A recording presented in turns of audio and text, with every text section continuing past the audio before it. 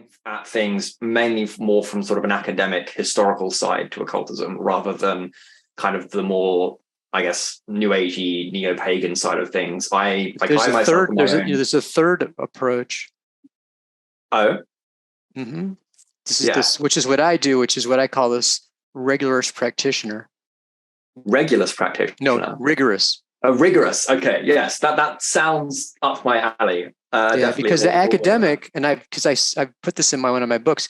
The problem with the academic approach is that it's atheistic materialist, because they're studying it as this rather quaint but foolish custom of these idiots in the past that ridiculously believed in this garbage. And so they're not going to say that to your face, but that's their whole basis for it. And then but that's what I was saying, is that I think, so people start off and they're like, the new age stuff, they don't like that because it's just totally like made up as you go along, and it's all very predictable based on their approach. Yeah. Fluffy bunny. So the alternative seems to be an academic approach, but then that has its own problems because they're not practitioners. In fact, God forbid that they would have within 100 miles of practice. Yeah, exactly. So that's what I was saying, is that's my kind of thing, is like, this is a rigorous practitioner, someone who says, no, this is real, but is going to take a more, a rigorous approach to it and not be, and it happens in astrology too. People want to believe, and there's these famous predictions that people believe in, and they're not true. They didn't happen. They didn't actually predict this or that. And so, but nobody wants to hear that kind of stuff. So I did another video yesterday about using the tropical zodiac in the Southern Hemisphere. And because in order to kind of get with that, and I said, basically, there's lots of different approaches you could take, lots of different models. You don't have to accept this one, but this is a possible approach for why you could use the Southern, tropical zodiac in Southern Hemisphere. But what I'm asking people to do is challenge their thinking and challenge their worldview. And so that's like, I got one good response, and the other people just didn't get what I was talking about. So it's just like, that's kind of that happens from time to time. And then they have, more stuff that's more like, approachable. So anyhow.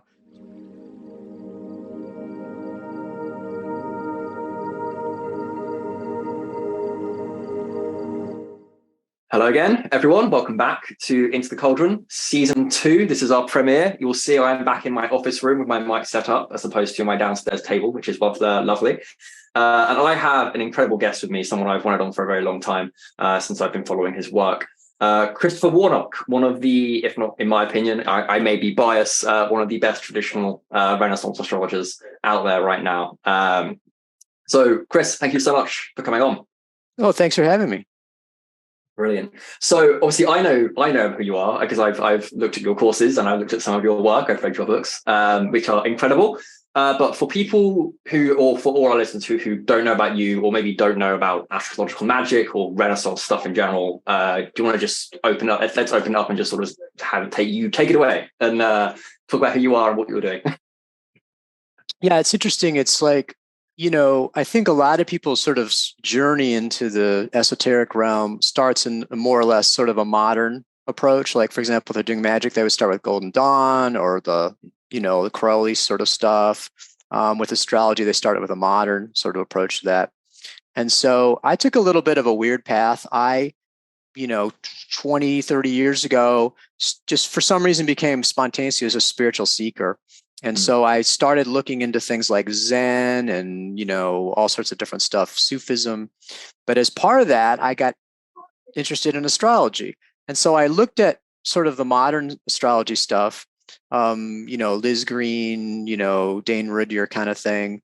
And it was interesting, but it didn't seem to have the level of precision and rigor that I was interested in. Then I sort of stumbled on what at the time was called traditional astrology. And that's basically, there's a real efflorescence of astrology in the 17th century in England, or right around the time of the English Civil War. And the censorship had been eliminated because of the Civil War. So there's a ton of publishing. And people, particularly William Lilly, who wrote a book called Christian Astrology on horror astrology. And so that had inspired Olivia Barclay in the 80s to start working on horror astrology, which is looking at charts of questions. And so one thing that's very important for people to recognize is people talk about astrology as if it's a unified thing, when in fact there's multiple schools and multiple different approaches. They all have their sort of own philosophy. They all have their own methodology, and they're different from each other. It's a bit like talking about the Middle East. Middle Easterners are all the same, and not recognizing there's a difference between Palestinians and Israelis and Jordanians, et cetera, et cetera. So there, not to say that astrologers are at war with each other, but there are significant differences between the different schools. So I started off studying horary astrology, and with the Lilly approach, that's sort of late Renaissance is what you might call it, early modern. Mm. And then I got interested in what's called electional astrology. Electional astrology is picking times to do things, and it's kind of the mirror of horary. Because if you picked a time that was really good to do something, if you had asked a question at that time, the answer would be yes. So they're really very similar, and it looks like that they developed from each other. It looks like that horary astrology was a development of electional. A lot of the rules for electional were used for horary. So then I got intrigued with the idea of astrological talismans, and astrological talismans are a type of ceremonial magic in the Western esoteric tradition that are made at astrologically appropriate times. You have to pick a time. You have to use electional astrology to pick them. And so when I got interested in that, none of the other astrologers, the traditional astrologers, the horary or natal astrologers working in the medieval or Renaissance astrology, didn't want to touch astrological magic. It was not something they're interested in doing and didn't want to do. So I said, I'm excited about this. I'm going to go ahead. So what I did was to look at the traditional sources. And since I already had a fairly in-depth knowledge of traditional astrology, medieval Renaissance astrology, and had practice in it with both, in the horary and electional and also in natal astrology, I had this understanding of the basics, and then I was a practitioner. I applied that to the talisman making. And so I looked at the sources, and essentially what I did was to say, first of all, I kind of broke the barrier in terms of actually publicly making astrological talismans to the level where there's a full chart. I mean, people are doing stuff that was like planetary hour or moon phase, but this multi-chart election of having multiple factors based on medieval Renaissance astrology was something new, at least publicly. I mean, maybe someone's doing it secretly, but we didn't know about it. So I kind of broke that barrier. The next thing I did was to put together a format of how to approach the sources. And so that essentially was to say, let's look at a specific set of factors that have to be in the chart, a specific set of factors that can't be in the chart. Then using those factors, go out and look at charts and try to find charts that fit.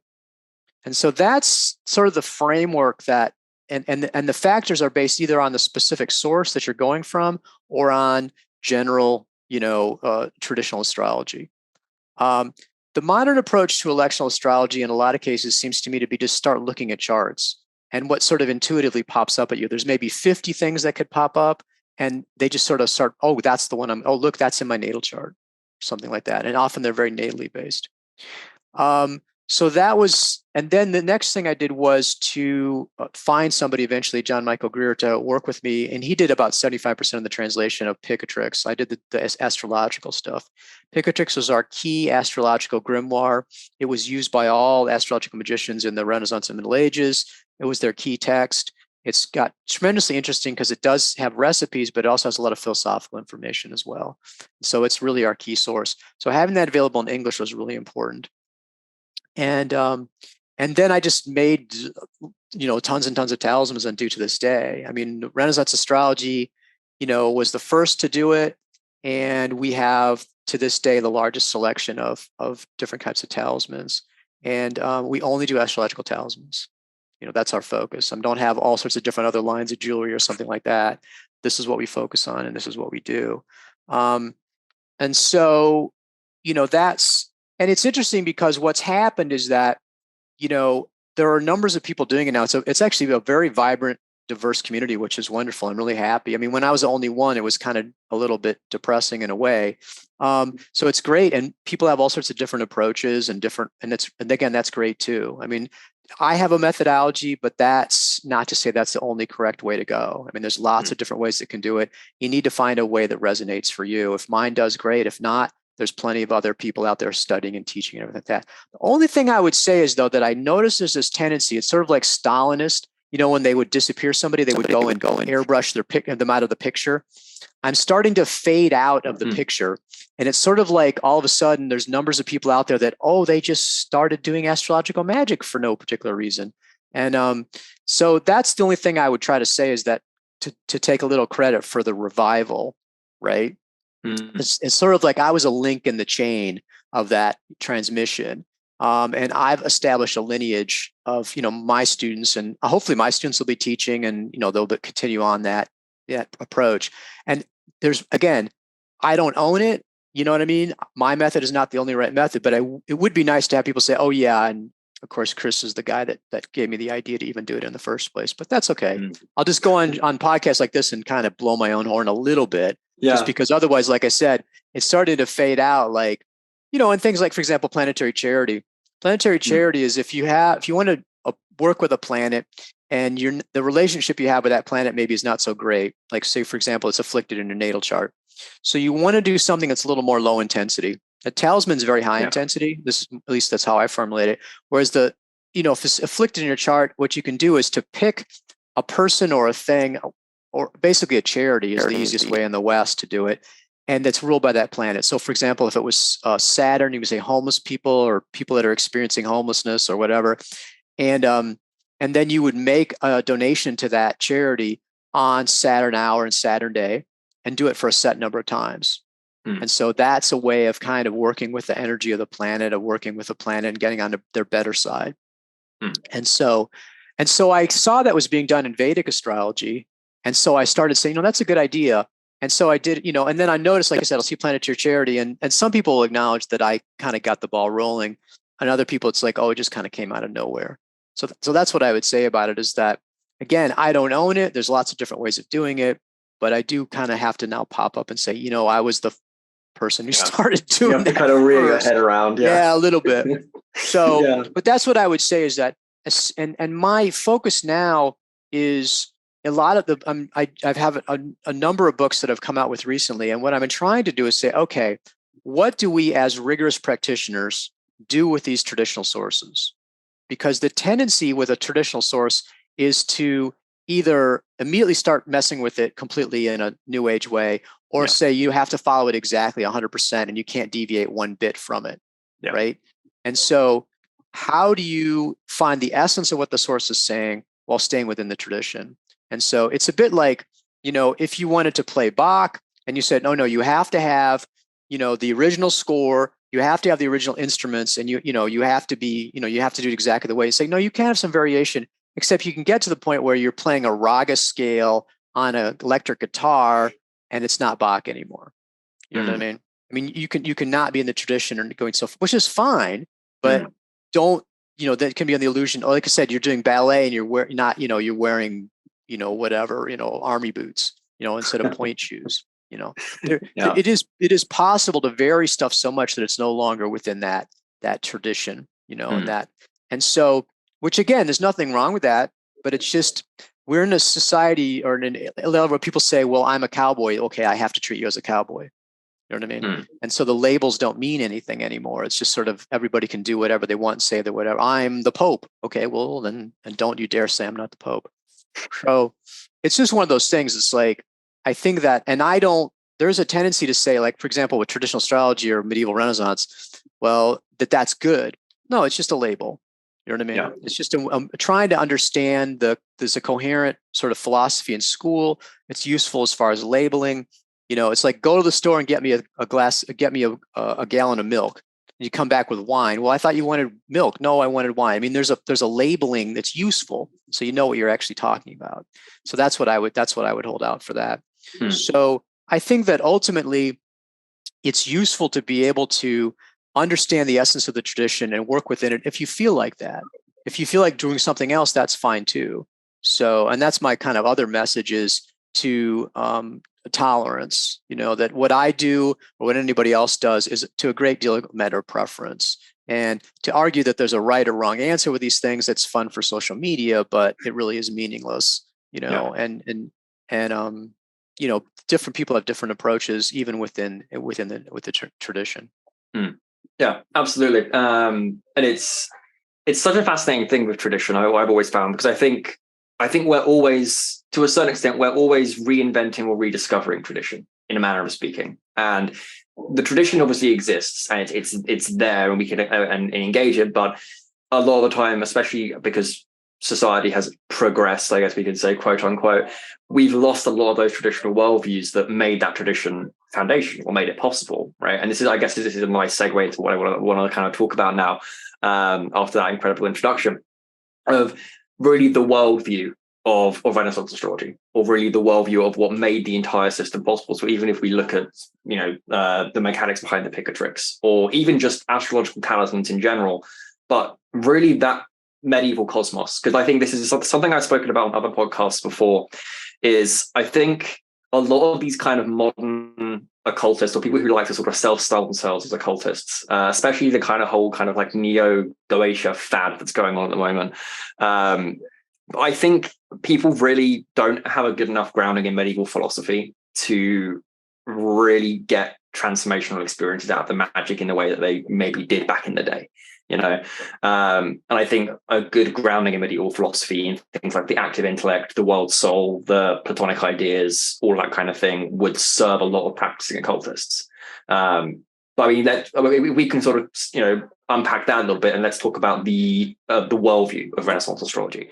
I think what I would say is that in order to look at the worldview of anybody else, the first thing you have to understand is your own worldview.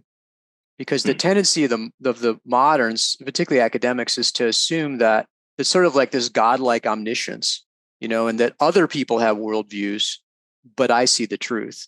And other people have these foolish ideas about reality, but I know what reality is.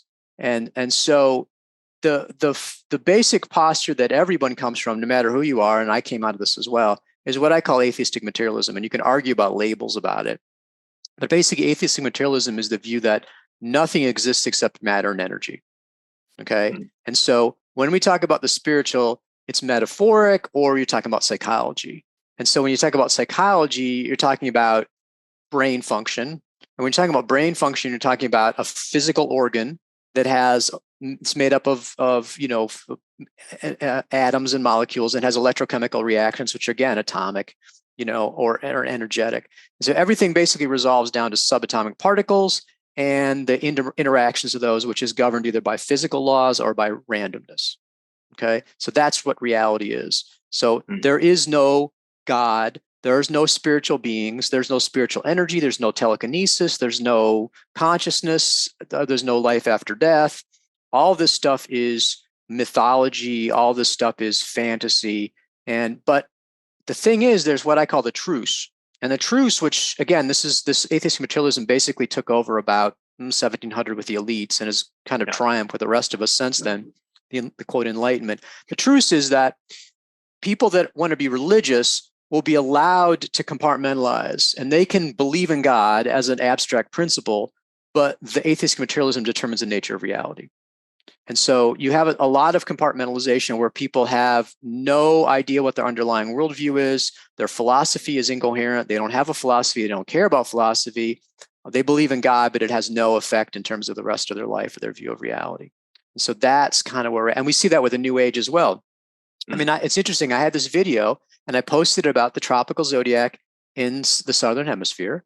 And my basic point was, I said, I'm not trying to argue this as a correct point or the right answer, but I said a possible way of understanding it is that the tropical zodiac is reflecting underlying spiritual cycles.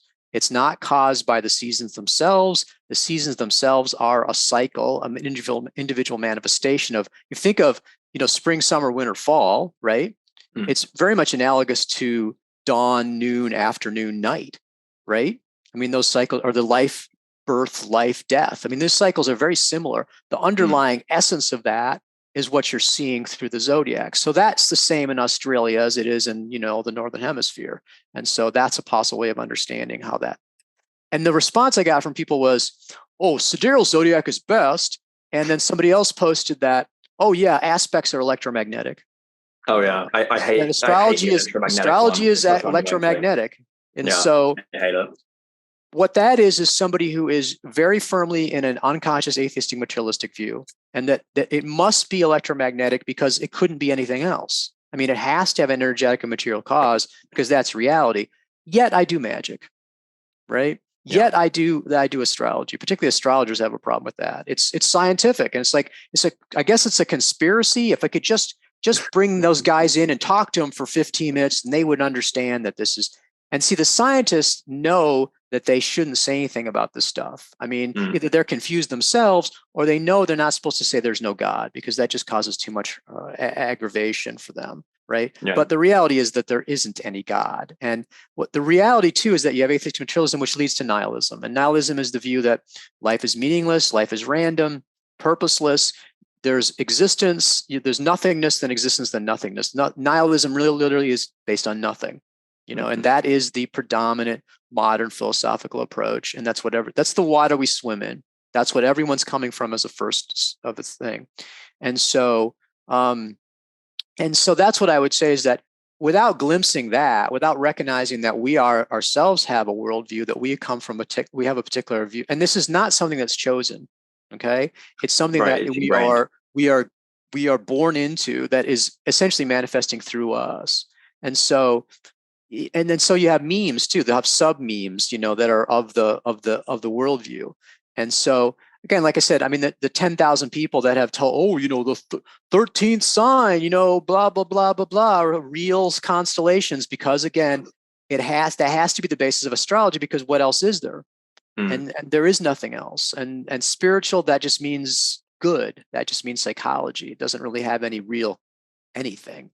And so that is a very aberrant worldview. If we were to look at most societies, for most, any traditional society, and a lot of people, I mean, Japanese, for example, they're much more in that, they're not as much atheist and materialist as they are spiritual. The spiritual view is that the spiritual is primary, that the spiritual underlies the material, that the material gets its form, gets its order, gets its, that's nature, and it's imperfect. That the material manifestation of something is always less perfect than the spiritual manifestation of it. And you can see that if you think about your concept of a triangle.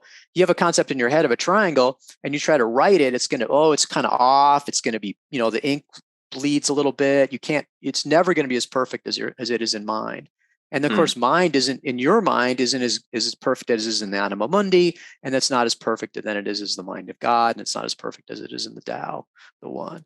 And so that's what I would say about it. So a spiritual worldview is one that the spiritual is primary and the spiritual exists, and the spiritual is not material and not energetic, and it's beyond those. It transcends those. So. In terms of my stuff, I mean, I'm heavily Buddhist, so that's sort of my operating system. I mean, everybody has to have an operating system, and that's what I use that as an operating system. So that tends to be how I express stuff.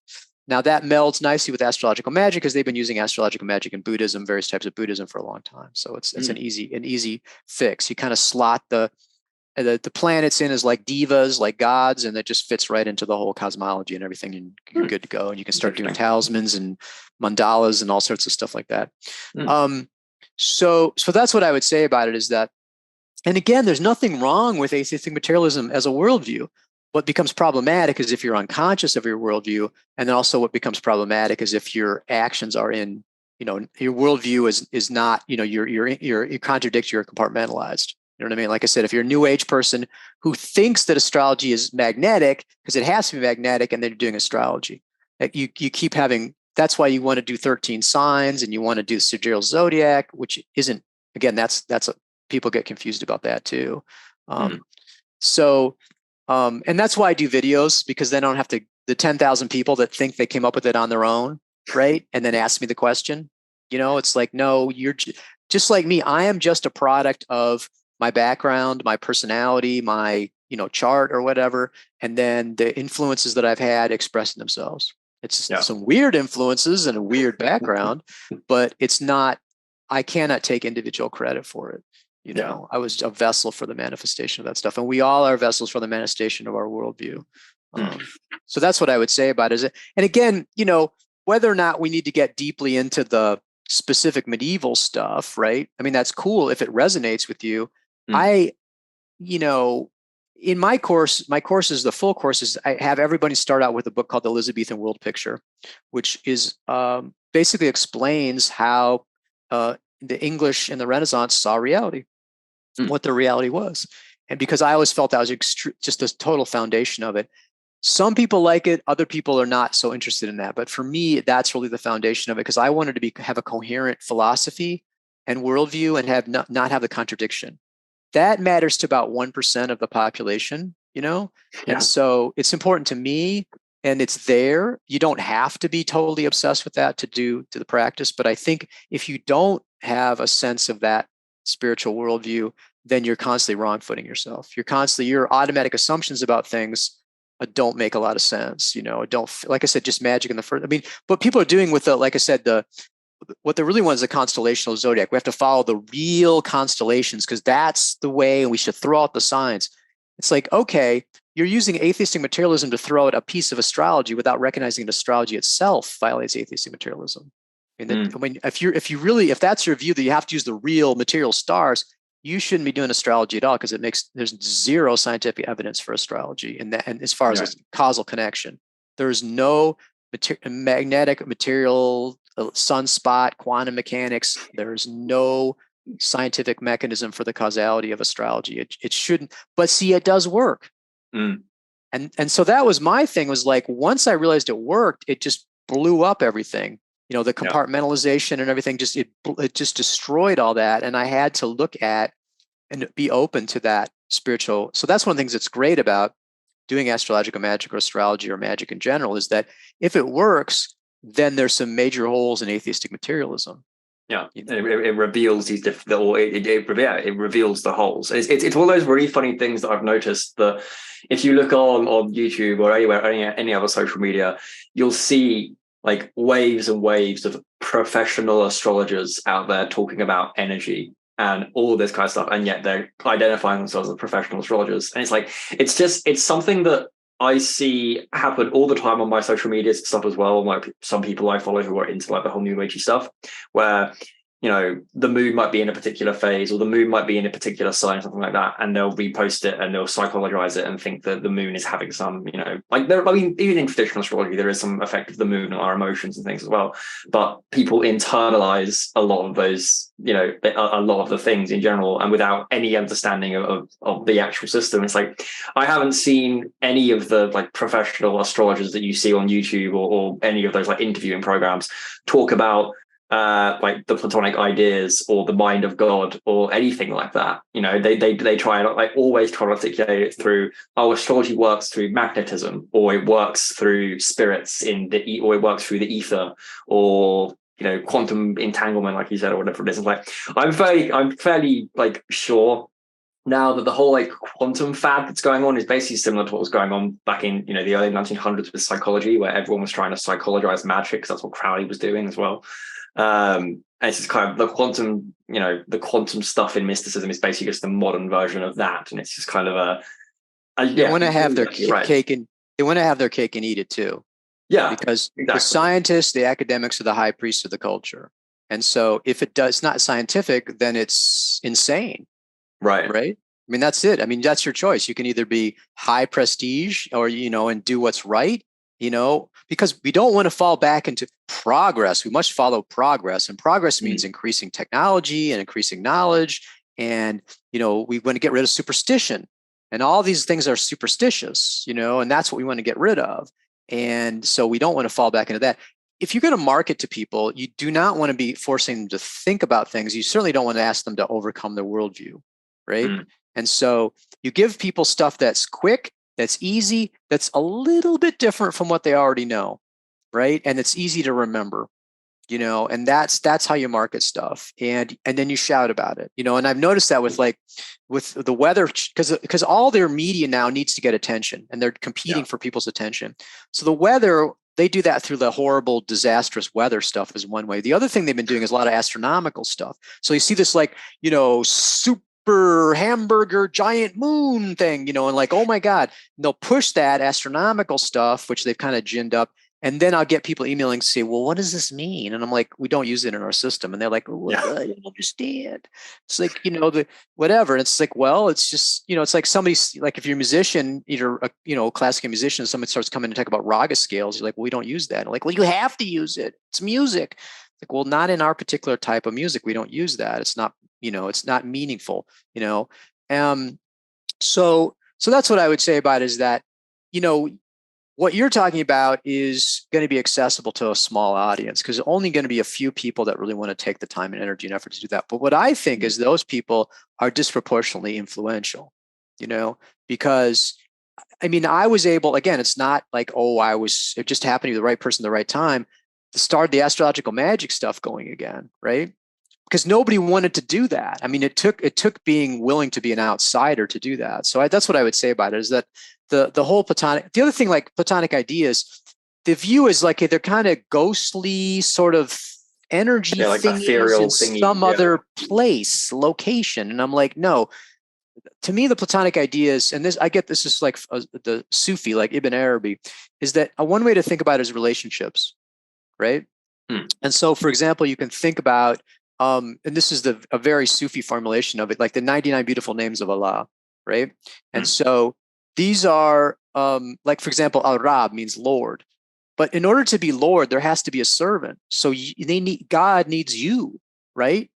In order to God is manifest as Lord, there has to be a servant. It's a relationship, right? And so, like, fatherhood is another one. I mean, from that first one-celled creature that took some genetic material and stuck it in another one, right? And started sexual reproduction, you have fatherhood is there. You have fathers and sons coming from that. And I can see fathers and I can see sons, but I can't see fatherhood. But that relationship is inherent, right? And conditions everything. But it's only visible through those material fathers and sons. But fatherhood is an ever-present relationship. Another way that I like to talk about is, like, if you think of a savanna in Africa and there's no life on it, but it has a set amount of nutrients, soil, wind, water, rain, all that sort of stuff, sunlight.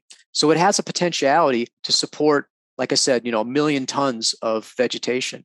And that 1 million tons of vegetation then has the capacity to support 100,000 tons of herbivore and 1,000 tons of carnivore, right? And so before there's anything there at all these intricate interrelationships already pre-exist, right? And then when life comes along and fills those niches, so to speak, it's like being poured into an ice cube tray. I mean, another good example of that is convergent evolution.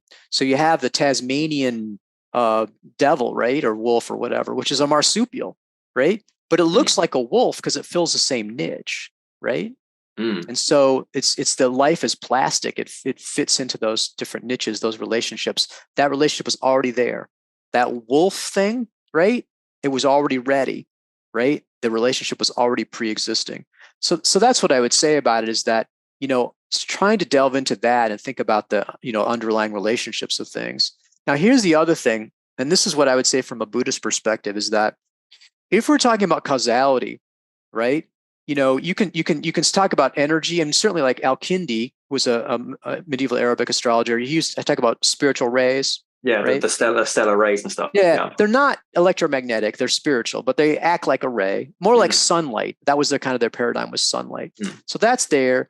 You have the whole Ptolemy, who's talking about hot, cold, wet, dry, as a mechanism. You have then you get into someone like Plotinus, who says, the stars aren't causes; it's because everything is one. But then, what is the connection, right?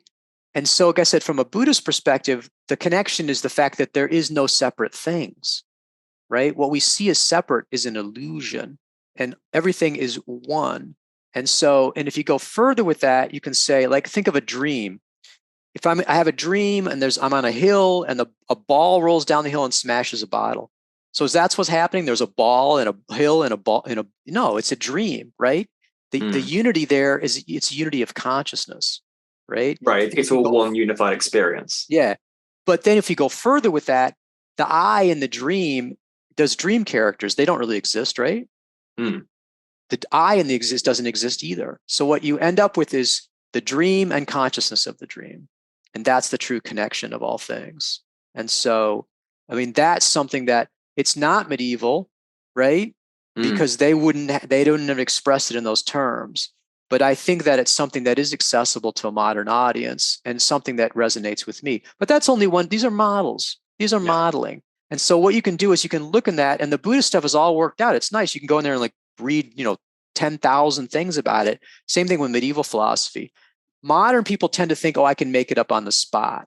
I'm just as smart as Plato. I don't need all that old garbage. In 5 minutes on the internet, I can pick up enough information to make up. And that turns out to be the same old hackneyed new age thing that everybody else is doing, because they're coming at it from the same approach and they just have the same thing.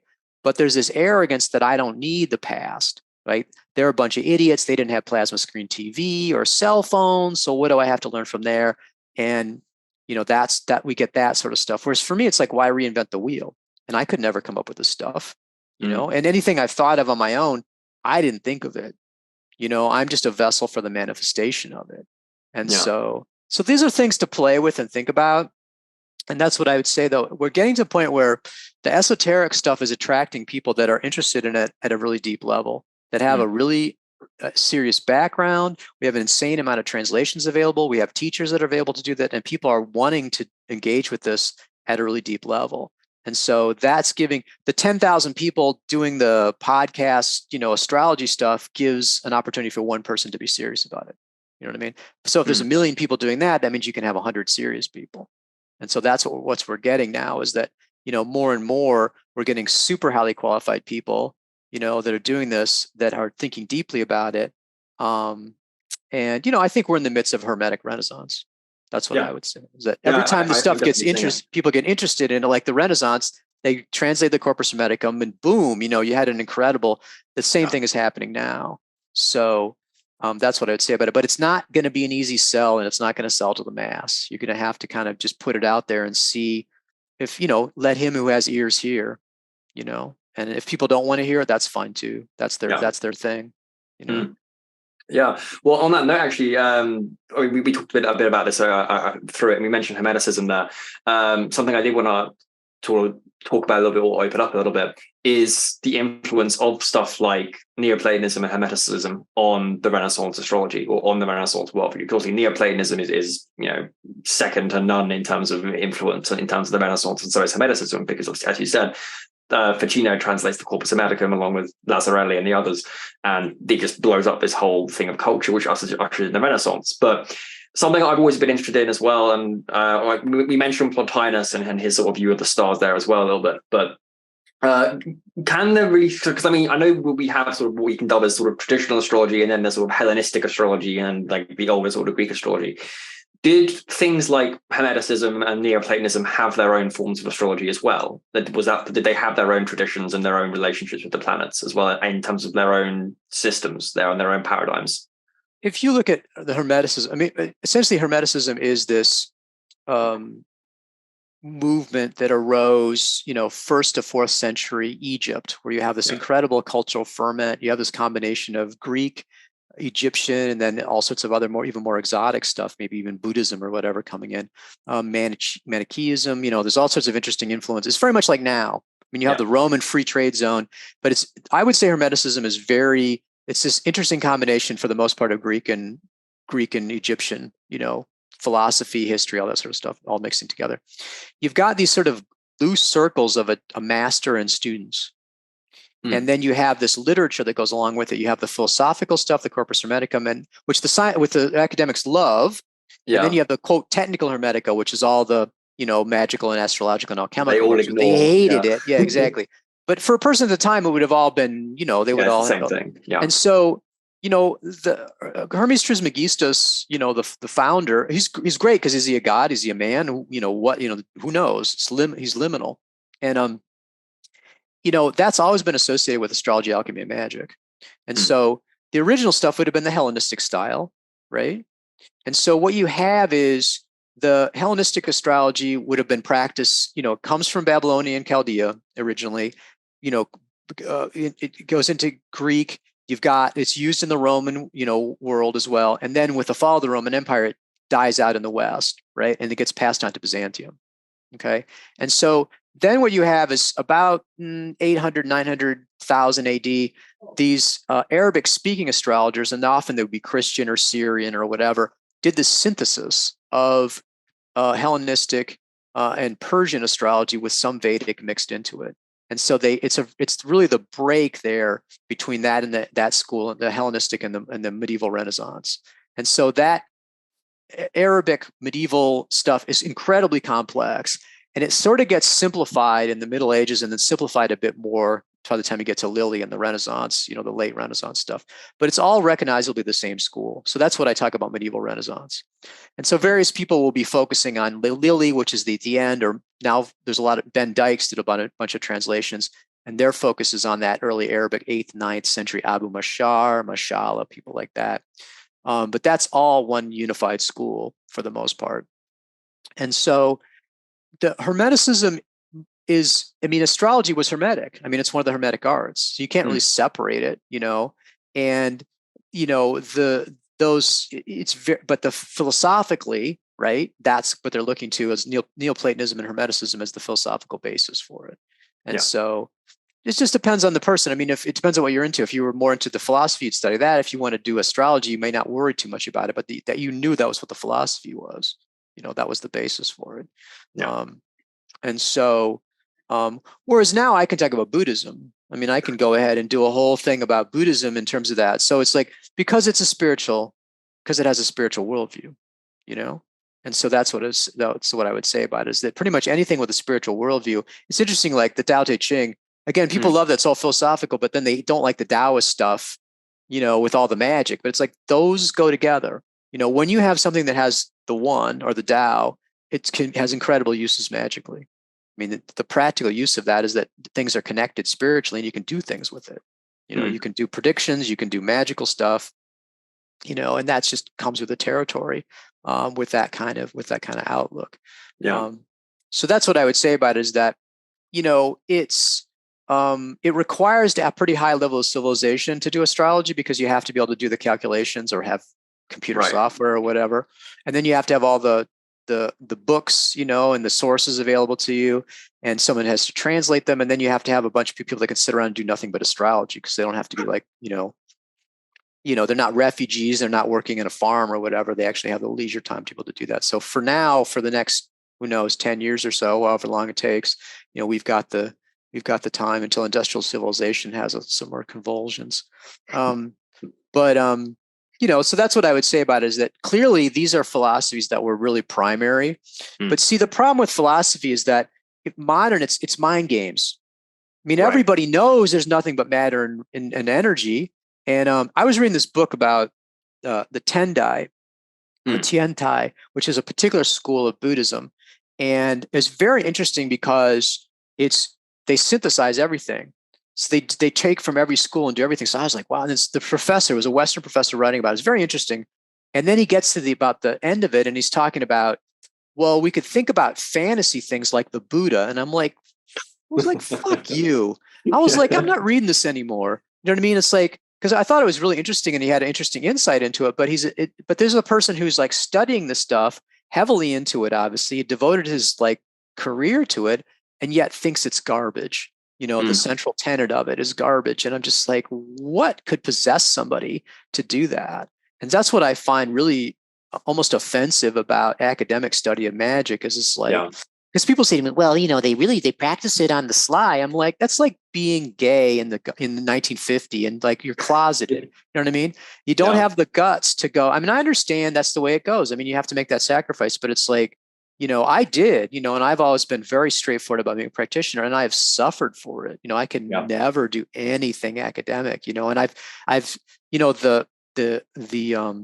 when my stuff comes up, it's treated with disdain, by academics, because it's not academic. So automatically, despite the fact that I'm a graduate of the University of St. Andrews, I have a master honors in history. Okay. I have a professional degree. I was rigorously trained as a historian. My work is incredibly rigorous in terms of the sources I use. And things like that. Nope. Once you practice, then you're beyond the pale as far as the official stuff goes. And it's that's the reality. And people don't want to believe that. Oh, religion and science are coming closer together. I'm like, no, they're not. They can't. Science in its original formulation the purpose of it was the destruction of superstition. And they don't want to talk about it because it's just too much. It causes too much aggravation for them. But that's the reality. Either they're not aware of it, or they're just not going to be upfront with you about it. Or they're going to be polite, Yeah, but polite to your face, at least. Yeah, exactly. Or they don't know themselves. Right. That's the thing, is that people have gotten so confused about it that they don't even want to, or they just, like I said, compartmentalize. You can take a deist view, right? God, the watchmaker. There's this one spiritual being, and it set everything up, and then he bugged out. He doesn't do anything anymore. He's no longer around, that sort of thing, or whatever, whatever kind of variation you want to have. But the idea of, that's always blown my mind. People are like, there's only God. There's no other spiritual beings but God. And I'm like, that is weird. That's very Protestant, very modern. I'm like, that's really weird to me, because I'm like, the Hermetic thing is, of course, there's infinite beings, and there's infinite intermediary. There's always intermediaries of things. If you have two things, there's always something in the middle. That's very Hermetic. And I'm just like, there's infinite spirits and infinite, there's many more disembodied spirits than there are embodied spirits. Or to me, like I'm heavily influenced by Shinto. So like everything is alive to me.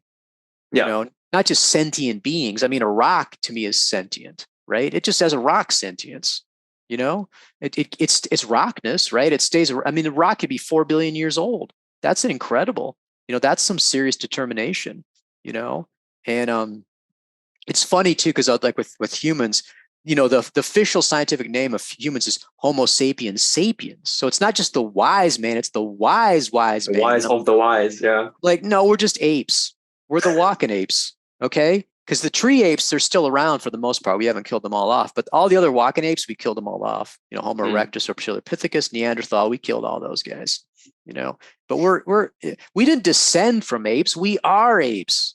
I mean, come on, And look, what makes us different? Like nothing. Yeah. I mean, ants have cities. Ants have all that. I mean, but like, this is not something I'm going to sell very well. You know what I mean? If I come out saying that, because we're special. Want to be special. Yeah, humans have to have the specialness. Yeah, it's an interesting one, isn't it? But it's also such a fascinating thing to me, because if you think like back when you think of science as an entire discipline, it is meant to be a methodology. And even like you might be able to clarify this actually, since you're familiar with the Picatrix. In fact, you translated the Picatrix.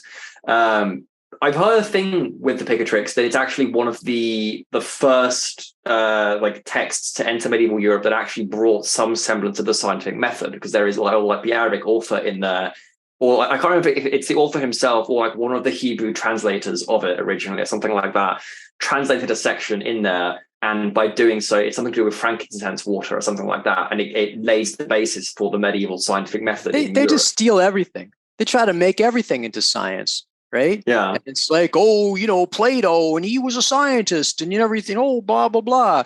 And it's like completely revisionist. You know what I mean? Because what that means is to say, they weren't as stupid then as you thought they were. They were being atheistic, materialistic even then. And it's like the scientific method, I'm sorry, is bullshit, because it looks at everything in isolation. And there's only a few things that you can effectively look in isolation like that. You know what I mean? It's like this idea that, okay, I'm going to have an experiment, right? And I'm going to have a hypothesis, and I'm going to take all the variables, only have one variable, right? I'm going to focus on that. I'm going to do the experiment, and that's replicable, right? There's only a small range of reality that works for, right? And there's an insane amount of stuff. Everything important in your life is not reducible to one factor. It's just, it's a whole sorts of shit happening at the same time, and it's not replicable, right? And it's like, for example, I'm a historian, right? And so what is a historian? A historian is someone who tells stories, right? But they try to tell true stories. They try to tell evidence-backed stories, but we're storytellers. We're not scientists, and but that's a valid way of truth. Law, I'm a lawyer as well. Same deal. Right?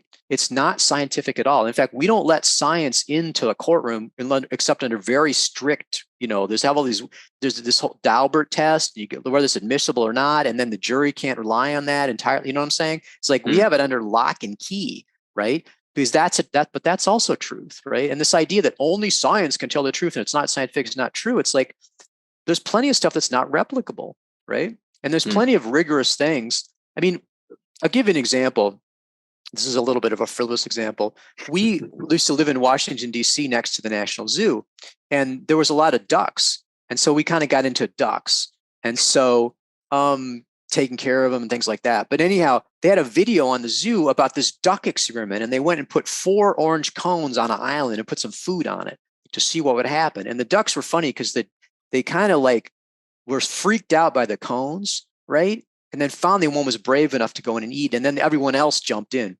And I'm like, I know about ducks because I worked with them and observed them. It's what you call a natural philosophy approach, right? So what we did is we didn't kill the duck and look at its feathers or stick it on a board or do all that science stuff, or isolate it or experiment on it or anything like that. We watched them, and by watching them, the thing about ducks, see, is that they're a little nervous, right? But if they see another duck eating, they can't stand it. So that's the scientific principle there, is that no duck can ever stand to see another duck eating without rushing in and doing it. And it's interesting. Ducks are ruled by the moon, right? Because they're waterfowl. Right. And the interesting thing about it is that the duck intelligence, they're not as smart as a crow individually, but because they're in a group, right? And the moon is associated with groups as well, like the common people. They're really smart because once one learns something, they all copy it really quickly. So as a flock, the ducks are really smart. And and that comes from I would associate that with their moon quality of them. You know what I mean? I think that's a lunar quality.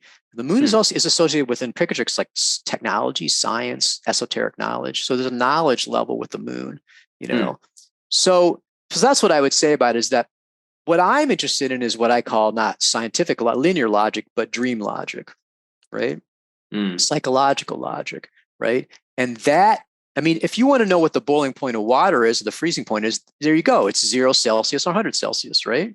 But that doesn't, when you try to do that, 87.3 people said they were mildly satisfied. That's fucking useless. That science, that false precision, that's, the social science stuff would try to be, it doesn't work. You know what I mean?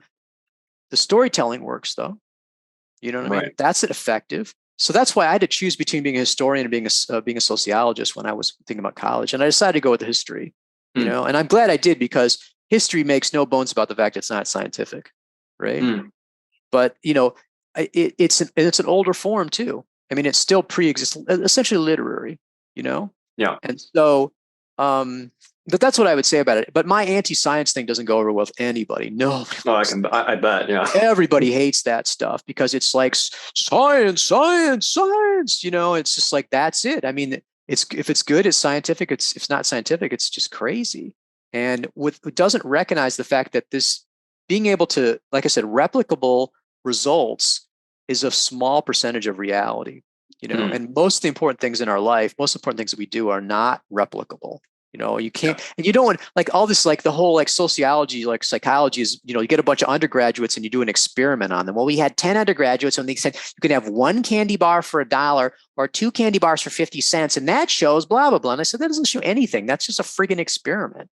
That's a totally bizarre, weird setting, right? Yeah. It's not looking at people and their natural behavior, and you're not learning anything about that, really. You know what I mean? To generalize that, Yeah, I was gonna say, it's probably the like even if we were to use like a Platonic analogy, it's the difference between sort of true wisdom and practical wisdom. Like the practical wisdom in sort of that initial context, it's true for that context, and like the experiment can be true for the experiment, and within the confines of the experiment, it's true. But how related that is to the rest of the world, or how I would go even further, because I think what you're doing is you're creating this totally artificial situation, right? And then but it's not even, because you'll find that a lot of scientific experiments aren't replicable, and they have to keep throwing stuff out. Plus, there's all the stuff who's paying you. I don't want to do the anti-science thing, because what I would say about it is that I think as long as you understand that you're dealing with energetic and material things, and you're only dealing with replicable things, then it's very useful for that, right? Yeah. But that has been expanded to the idea that if it doesn't fit into that category, then we should ignore it, or it's useless, and that's insane. And the scientism, when you get into the, again, atheistic materialism and all that, I don't think you could have science in a spiritual worldview without changing it radically. It essentially morphs into, like I said, natural philosophy. Yeah. You can be rigorous. For example, when I do horary astrology, someone comes to me and asks me a question, right? So it has to be an important question, one that they care about. And since they're paying me whatever, $85, that generally screens out the useless questions. Yeah. And, like somebody today asked me if they were cursed. And so that's a little bit of a difficult example, because you have to deal with the spiritual stuff. But let's say someone asked me, will I get the job? Right? So they ask me the question. I take the chart of the time that I received to understand the question. Okay. And so then I look at that and I've got the chart. I write my analysis out, right? And I don't know the outcome. And I send that to them. And then not always, but not infrequently, people get back to me and they tell me whether I got it right or not. And it's not just yes or no, but it's all the details too. I mean, you can look at something and you're like, well, I don't think this is really the job for you or whatever. Someone else is probably going to get it instead of you, but you're lucky because it's a bad job. And they come back to me and say, that's what happened. And I found out it was a terrible job. That's kind of hard to, it's random. Oh, you just made it. You guessed. Right. I'm like, kind of hard to do that. Prediction is and then you do it 50 times in a row, and I don't get 100% accuracy. But so that's what I'm saying is that kind of thing is like, okay, well, at that point, you're like, wait a second.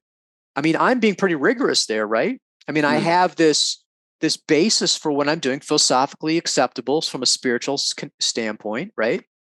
I've got the software, which is just showing the accurate position of the planets, right? I've got this replicable. I used to cite to sources for these readings. I used to go through and say, Lily, on page so-and-so, And so I do that. I get this. And if you give it to someone else on my lineage, that Hori lineage, they would give you a similar answer. It's not like you get 50 different. You might have some idiosyncratic stuff, but more or less, if you're trained in this, you're going to have a lot of times to be very similar. And then I write it down and it's testable. That's what the fuck? That seems, I won't call it scientific, but is that not empirically rigorous? Yeah, it's rigorous at least. Yeah, absolutely. So it just seems to me but see, they reject it because, and it was interesting because I was looking at this on Astrology of Science the other day, and they have astrology is garbage. We hate astrology. It was basically a bunch of ad hominem attacks, right? Now, accurate when it comes to modern astrology to a certain extent. Sure. But I mean, medieval Renaissance, it's like that would be a problem for them. But ultimately, the problem is like, well, there's not a material energetic causal link. If you really dig there, that really is the objection to it, right? It's impossible. It's like somebody that said, I had cancer and I was terminal. I talked to 3 doctors. They all said I was going to die, but I prayed and then it went away, right? I had this vision of Jesus and he said, son, I'm going to heal you in 3 days. And in 3 days I was healed, right? Well, it can't, that was spontaneous remission, psychology, blah, blah, blah, because it can't, that's just not possible, right? Because it's impossible, it couldn't have happened. We have to explain it away. It doesn't matter what the evidence is, right? We're going to explain it away. Now, the flip side is that you have a lot of people that are very credulous about results. I mean, like with talismans, I had some, because that's another people say, well, I made a Sun Aries talisman and it did this, and I made a Sun Leo talisman and it did that. Therefore, that's true for everybody. And I understand Sun Leo for all people for all time from now on. And I'm like, anecdotal, right. Subjective, it's like, and it's very difficult to tell spiritual causality. I had someone buy a Jupiter talisman from me. This is one of my favorite examples. A Jupiter talisman from me. This is years ago. And then 3 weeks later, their mom fell down the stairs. They said, oh, it's a talisman. They threw it out. It's a bad talisman. Like, what? What does that have to do with anything? It's like the time isn't clear. Jupiter doesn't do that. Yeah, it's 3 weeks later and it's your mom. So how are you so sure that was caused by that? So that's, it's for the good stuff too. People say, oh, I found $20. So it's my talisman. I'm like, well, that's okay. That's but a good example of that is Algol, fixed star, very good protective talisman. But it's interesting because it happened to me, and I've had at least 50 people tell me when they got it, they had electrical or internet, or electrical or electronic interference, right? Just at the beginning, and then it went away. Now, it's not true of everybody. I don't even know it's true of a majority, but a lot of people say that. So when I have that many people reporting it and it's consistent, I'm like, okay. That looks to me like I can mark that down as that seems to be something that we should be aware of in terms of the Algol stuff. But that's what I would say to people is that people get the talisman stuff. They're like, oh, this is what happened. And I'm like, yeah, because it happened once. And then you went on social media and shouted about it. And then everyone's like, oh yeah, that's the way it works. I don't think so. Yeah. It's just one of those things of like, that people get very credulous in the spiritual area, esoteric area, and they want to believe and they want to think that, I've had people say I moved hurricanes or I stopped Trump from being elected. My magic stopped Trump from being elected. And I'm like, okay. Yeah. Well, you see it on like on TikTok and like the modern like witch talk areas as well. Like I remember a few years ago when like back in the 2016 presidencies, people were trying to curse Trump presidency, and there was also a whole thing. It was like I think it was like 2017 when a bunch of teenagers on TikTok tried to curse the moon, which was like absolutely, which was just ridiculous to me. But it's just it's hilarious how ridiculous, like how confident some of these people Part are. of that is that it's all fake anyway, right? Because you're atheistic materialist. So it Right. doesn't matter if I curse It's just somebody. magic. It doesn't matter. Yeah, it doesn't really matter. I mean, it's not like I want, but to me, it's the same as going with a 2x4 over the house and hitting them over the head with it. You know what I mean? It's like, I don't do malefic magic. I know how to do it. Don't mess with me. But I'm just saying it's not something that I, but that I would do. And, because I take it seriously, and I'm a right-hand path person. If you're a left-hand path person, then you do other stuff. I mean, that's your thing, William Blake through the doors, some are born to sweet delight and some are born to endless night. I mean, it's not for me to say to somebody that what their path is, but I just think I'm just glad that I have a right-hand path. It's like I do enough bad stuff as it is, even I try not to do it without deliberately going out and like causing all this negativity, and, I don't think that rule of three stuff, that doesn't seem fair to me that, it's 3 times worth, but it seems to me that what goes around comes around. I mean, that seems like a really obvious, it happens in your life anyway. If you're an angry, nasty person, then you're not going to have an easy time of it compared to someone who's a happy, friendly person. You know what I mean? That's just what kind of reaction you get to people. And so that seems fair to me. Seems logical to me that you have to, until you wake up, until you recognize you're not you. At that point, you don't have any more karma, but then you don't have any more you either. So it's like, as long as you're you're going to have karma, but it's possible not to be you. So there's a little my Buddhism for you. Yeah, I'm going to say very Buddhist. Yeah. Or not. I mean, if people like other stuff, you're like, okay, I want to go to heaven. I'm like, I like that too. I like heaven kind of has an appeal to me too. As I'm getting to be old, I'm 60. I'm like, I like the idea of having like a nice break, Yeah.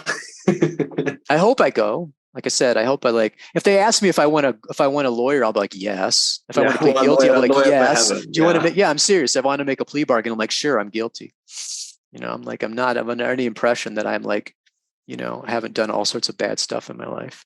So yeah, maybe no. Brilliant. Okay, so if we were to loop this back around, it's sort of like let's loop it back into sort of traditional Renaissance astrology.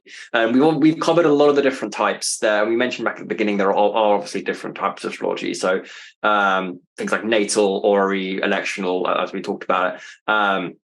But one thing I do want to ask you, or I want to look at natal charts, especially because obviously natal charts are a huge, big thing in modern astrology and pop astrology, and people seem to define it or think about it in the sense of, I don't know, that your natal chart sort of makes and breaks your destiny in your life, effectively. That you are born and that's it. Your natal chart is done and dusted. Whatever aspect you're at, that's it. If you're badly aspected in your natal chart, you're kind of done. You're set up for failure your entire life. But something I read with, I think it's William Ramsey. He talks about being able to transcend the natal chart. That even though there are, we talked about it at the beginning here about how you can maybe donate to charities and things that are ruled by certain planets. But say somebody has some very weak planets in their natal chart, or one of my friends, for example, she doesn't have the best time because her Venus is it's combust and it's also conjunct Algol as well. It's not a very fun experience for her. I was going to say fun. Yeah, it's not a very fun experience for her. So like for her as an example, what could she do to help? Back up a couple things. Yeah. Okay, because we get into the whole fate and free will thing. Because people set this up as a dichotomy between either it's completely written in stone, there's nothing you can do, you're frozen into this, or I can do whatever I want. Right. And that seems to be the view of like, I flip from, and most modern people are in I can do whatever I want. And if I can, I'm being ripped off. You know what I mean? The destiny, they hate it. Just outside forces stopping me from having $1 million and sex all the time and cocaine and, and big house. I mean, that's what everybody wants. Right. And, so that's right there. What I would say from a Renaissance medieval approach is that the view of the astrologers would be that both fate and free will are operating simultaneously. Right. Okay.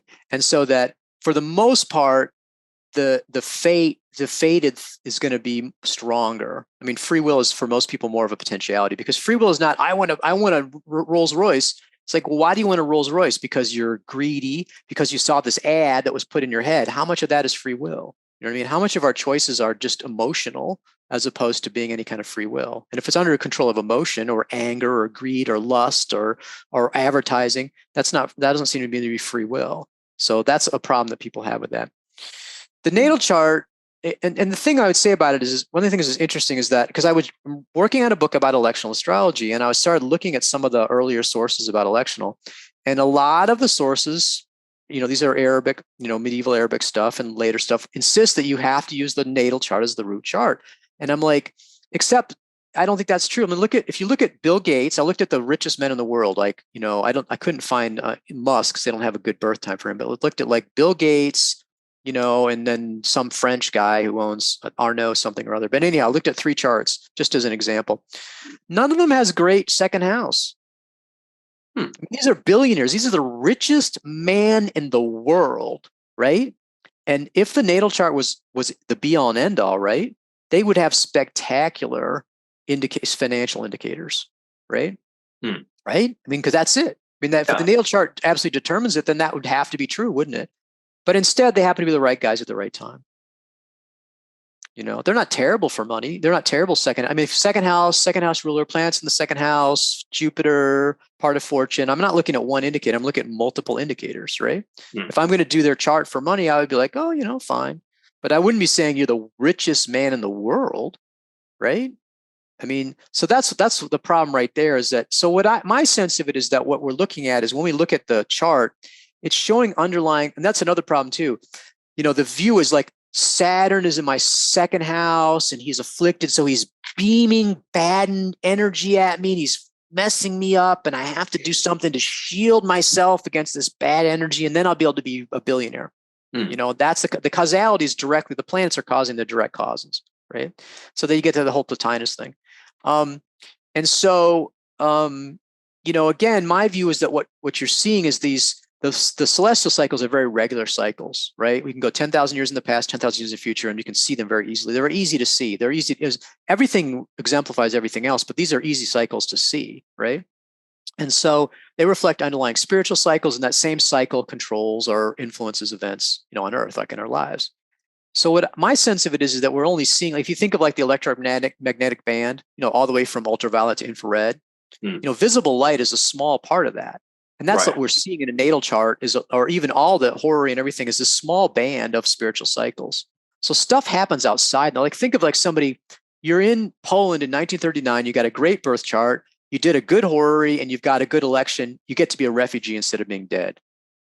Because you're in Poland in 1939. You know what I mean? You're fucked. Everyone's fucked. You know what I mean? And you're not as fucked as everybody else, but you're not going to be, you know what I'm saying? It's like there's that whole national cycle or world cycle is going to overwhelm your natal cycle. You see what I'm saying? I mean, the reason natal astrology is so big is because that's all people are aware of. Right. It's like being a carpenter when all you have is a screwdriver. So you use a screwdriver for everything. You pound in nails with a screwdriver. You know, everything you do is with a screwdriver. So the natal, it's like natal, because that's all they know about. They only have one tool. And that's problematic. I mean, I think that's what I would say about it is that I think that, and then the other thing is this is like not liking your chart is like being an acorn that doesn't want to be an oak. I want to be a pine tree. It's like, what good is that? Your good and the bad is all intertwined. You can't pull out the bad stuff and stick with the stuff you want. You know what I mean? It's just like not your strengths are your weaknesses. Get Jungian on it. You know what I mean? It's like the positives in your chart are the negatives in your chart too, and this thing of like, I am guaranteed to have a health and a good relationship and wealth and all this sort of stuff. It's like, no, I mean, not everybody's was meant to have that, nor should they have it. I mean, it's interesting. My chart, natal chart, 4th house is family, and my 4th ruler is in the 12th. Well, I was adopted. So, and then I had a terrible relationship with my birth family. So it's like that fits. It's like they're either my secret enemies or distant out of my life, right? And for both my birth family and my adoptive family. That's just like that was a patterning. But that's just it. I mean, I was upset for a long time, and now I'm like, this is just the pattern of my life. You know what I mean? This is who I am. And so, I mean, I've just accepted it, and it has its advantages. Like I don't have to bother with Christmas and stuff like that. I don't have to put up with my stupid family. I have nothing to do with them. You know what I mean? They don't want anything to do with me. So it's like that. All these people that have to suffer through all their family stuff, I don't have to do that at all. So that's can be good. I mean, it'd be great to have a great family, but there's some. It's also just like I said. What's the point of getting upset about bad stuff? You do the best. It's the serenity prayer stuff. Wisdom to, I could do serenity prayer. To understand. What is it? To change the things I can, accept the things I cannot change, and wisdom to know the difference. I mean, that's it. That's total wisdom right there. Because you're seeing reality.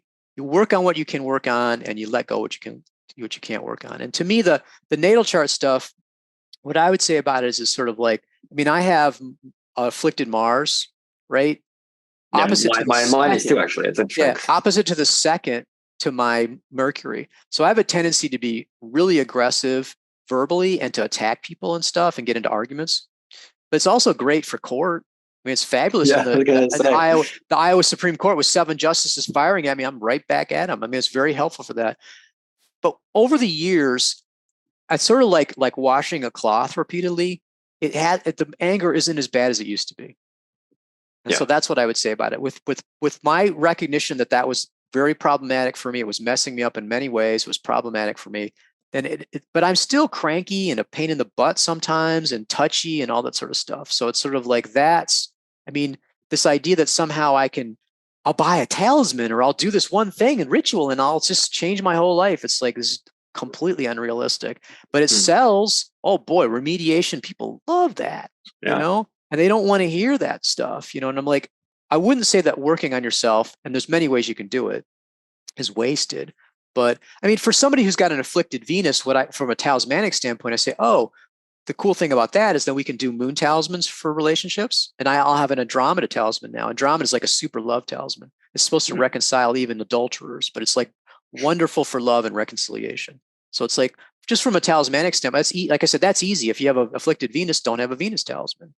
Or you can work with Venus in other ways, or maybe a Venus talisman is good for you. Now that's a weird thing about it too, is that what I started doing sometimes is that people like, I really want that talisman, but it's afflicted in my chart. Now, what I consider to be afflicted is different from just a predictive affliction, right? So I have my own methodology. But anyhow, even if I think it's afflicted, I do a divination.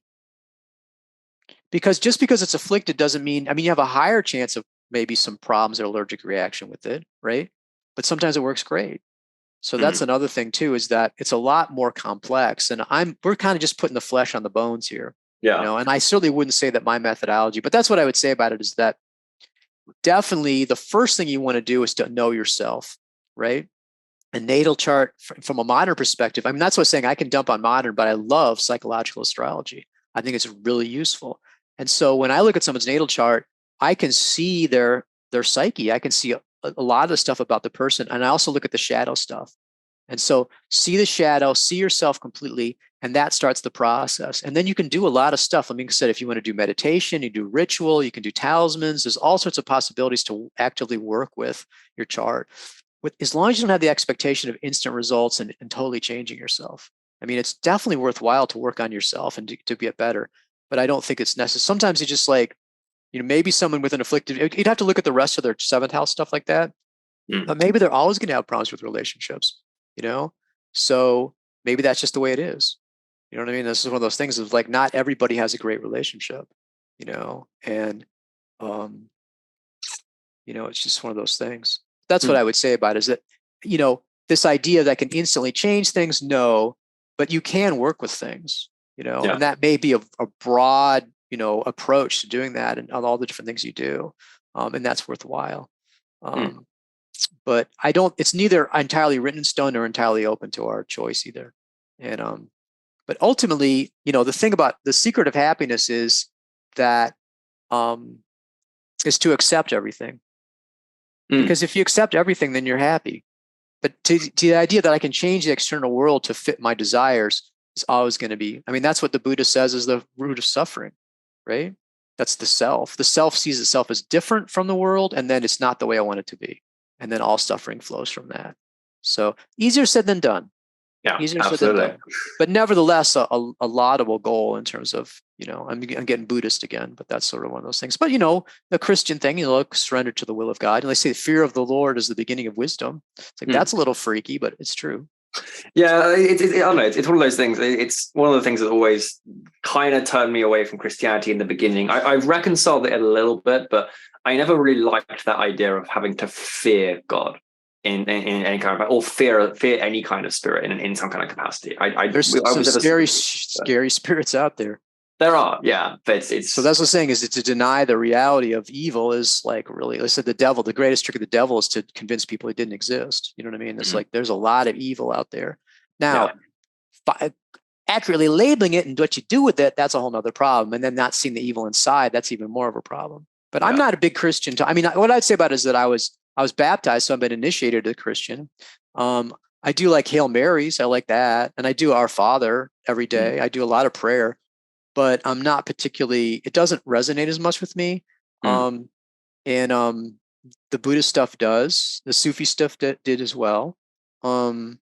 So, but this is one of those things is it doesn't matter. You know what I mean? It's like what you want to do is to find a path with heart, you know, and not worry about whether people are doing. But I mean, the Christian stuff, there's a lot of it. The real core of it is really great. You know, Teresa of Avila or John of the Cross, you know, people like that, the mystics, the contemplatives, the monks, that's incredible.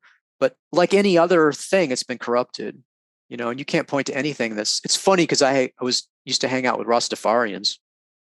And when I was in Washington, D.C., and this friend who was an Ethiopian Rastafarian, I mean, most of them are from the Caribbean. And I remember sitting there and I said, you know, in 200 years, the Rastafarians are going to be corrupted. Some of them, not all of them, but there'll be corruptions of it. And they're like, no, man. And my friend was like, he's like, you're right. He's like, it's inevitable. You know what I mean? There's nothing that can stay pure. As soon as it becomes, you know what I mean? It's the obvious focus of evil and power and all that sort of stuff is anything good, right? I mean, look what happened to the church. So it's like, but I mean, I understand, but the thing about it is like, in order for you to be inspired, it has to fit you. And so I wouldn't insist on anybody. I mean, I can't say to somebody you have to be Buddhist because I mean, that's not going to go with everybody. But I just think it's also important to think you can make it up on your own is an illusion. I think you know, really why reinvent the like English. I don't invent English, right? I mean, it's amazing. It's got an insane vocabulary. You know, it's the world's lingua franca now. I mean, great language to use, but I should make up my own language. Oh, that wouldn't be very helpful. It's the same thing with spirituality. I mean, none of the stuff I'm saying is really that. I've got some interesting formulations, right, or maybe some practical stuff, but this is nothing I invented. Yeah, you know? It's all drawing from that sort of that living tradition, effectively. Yeah. But what I insist on, and it's interesting because I'm a lawyer.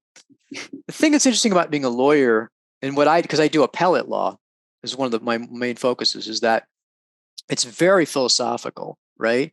Very rigorous. And, you know, you're having to think about broad principles, but at the same time, you're always dealing with individual circumstances as well. You know what I mean? And that's what the law is always moving back and forth between theory and practice. And that's what I feel like astrology is that way too, the way I practice it. As there's always this moving back and forth. The practice informs the theory and the theory informs the practice. And once you dive down to the essential parts of it, I've had that happen many times with me. It was what I had an instinctive sense of something and I would find it in a source because I'd imbued the tradition so strongly that my instinctive reaction was in tune with the tradition, right? And that's where you get thrown off if you have a new age or you have a modern approach, an atheistic materialistic approach, and you try to do spiritual stuff. Your instinctive reaction is an atheistic materialistic reaction, and then that ends up throwing you off if you're trying to practice in that tradition. Yeah, that's a good point. Yeah, there's also no reference point for their intuition as well. That's the thing. Unless you're inside of some kind of tradition or you're situated, it's very kind of I assume you probably know tarot a little bit, but it's very kind of like a hierophant, effectively, right? It's cultivating that tradition. And if you're in a tradition, the thing is, everyone's in a worldview. Right. Like I said, so you just have a modern one. Yeah. It has a really messed up, crazy worldview and models and approach. But the thing about the modern view is the modern approach is really pretty much the worship of the self. The ego self is the true God, you know, and that's who we worship. And that's who, you know, I get this problem. It's like, it's not true. I'm getting more and more students that just like their idea of as a teacher is I'm their waiter. Right. And so they just order it up. And so they don't want to follow the course curriculum. What they want to do is just ask me a bunch of questions and they already know the answer anyway. They just want me to confirm that how brilliant they are, you know? And so, I mean, I had somebody recently email me and they said, there's something called the via combusta. which is from 15 Libra to 15 Scorpio. And I think the origin of that was there's certain fixed stars there. But anyhow, it's considered to be a problematic zone. It's pretty minor. It's like there's like 500 afflictions and nobody pays any attention to that one. But there's a lot of fossilized technique. But anyhow, someone emailed me and said, well, I precessed it and did this, blah, blah, blah, blah, blah, blah, blah, and that's right. And I'm like, to explain to that person, it's like the whole tropical zodiac and spiritual and all that, but they were assuming that, it had to do with the physical stars. There were some kind of beams coming out of it. And then I needed to precess that in order to get that correct so I wouldn't run into those beams. And I'm just like,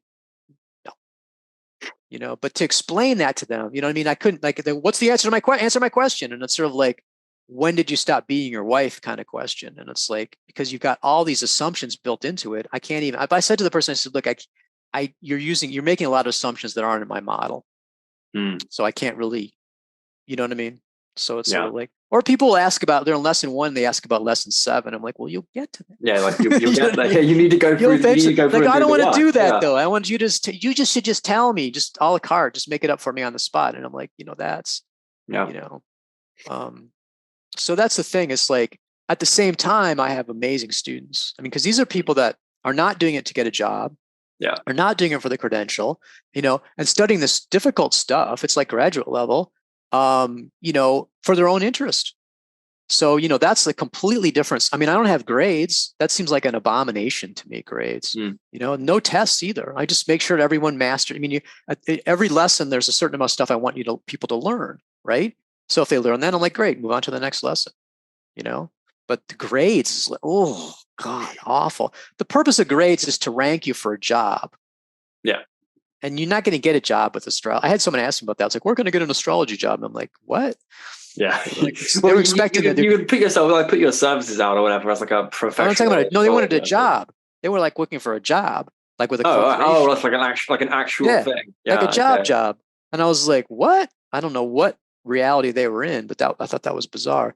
But so that's what I would say about it, is that really, there is, we got off on such a tangent there that I'm not even sure what the point was. So bring me back on that. But it's like, well, tell me what the next thing is for me to tangent. Let's have a look. Where are we at in my list? I guess we're in a similar kind of zone. But I guess bringing it back, let's go into talismans. I guess effectively, and the process of constructing talismans. And if we look at it from a very kind of grounded, practical level of, first of all, sort of what a talisman is for people who don't know, and then how we can go about constructing them. Because one of the issues, let me tell you what's inspired this section actually.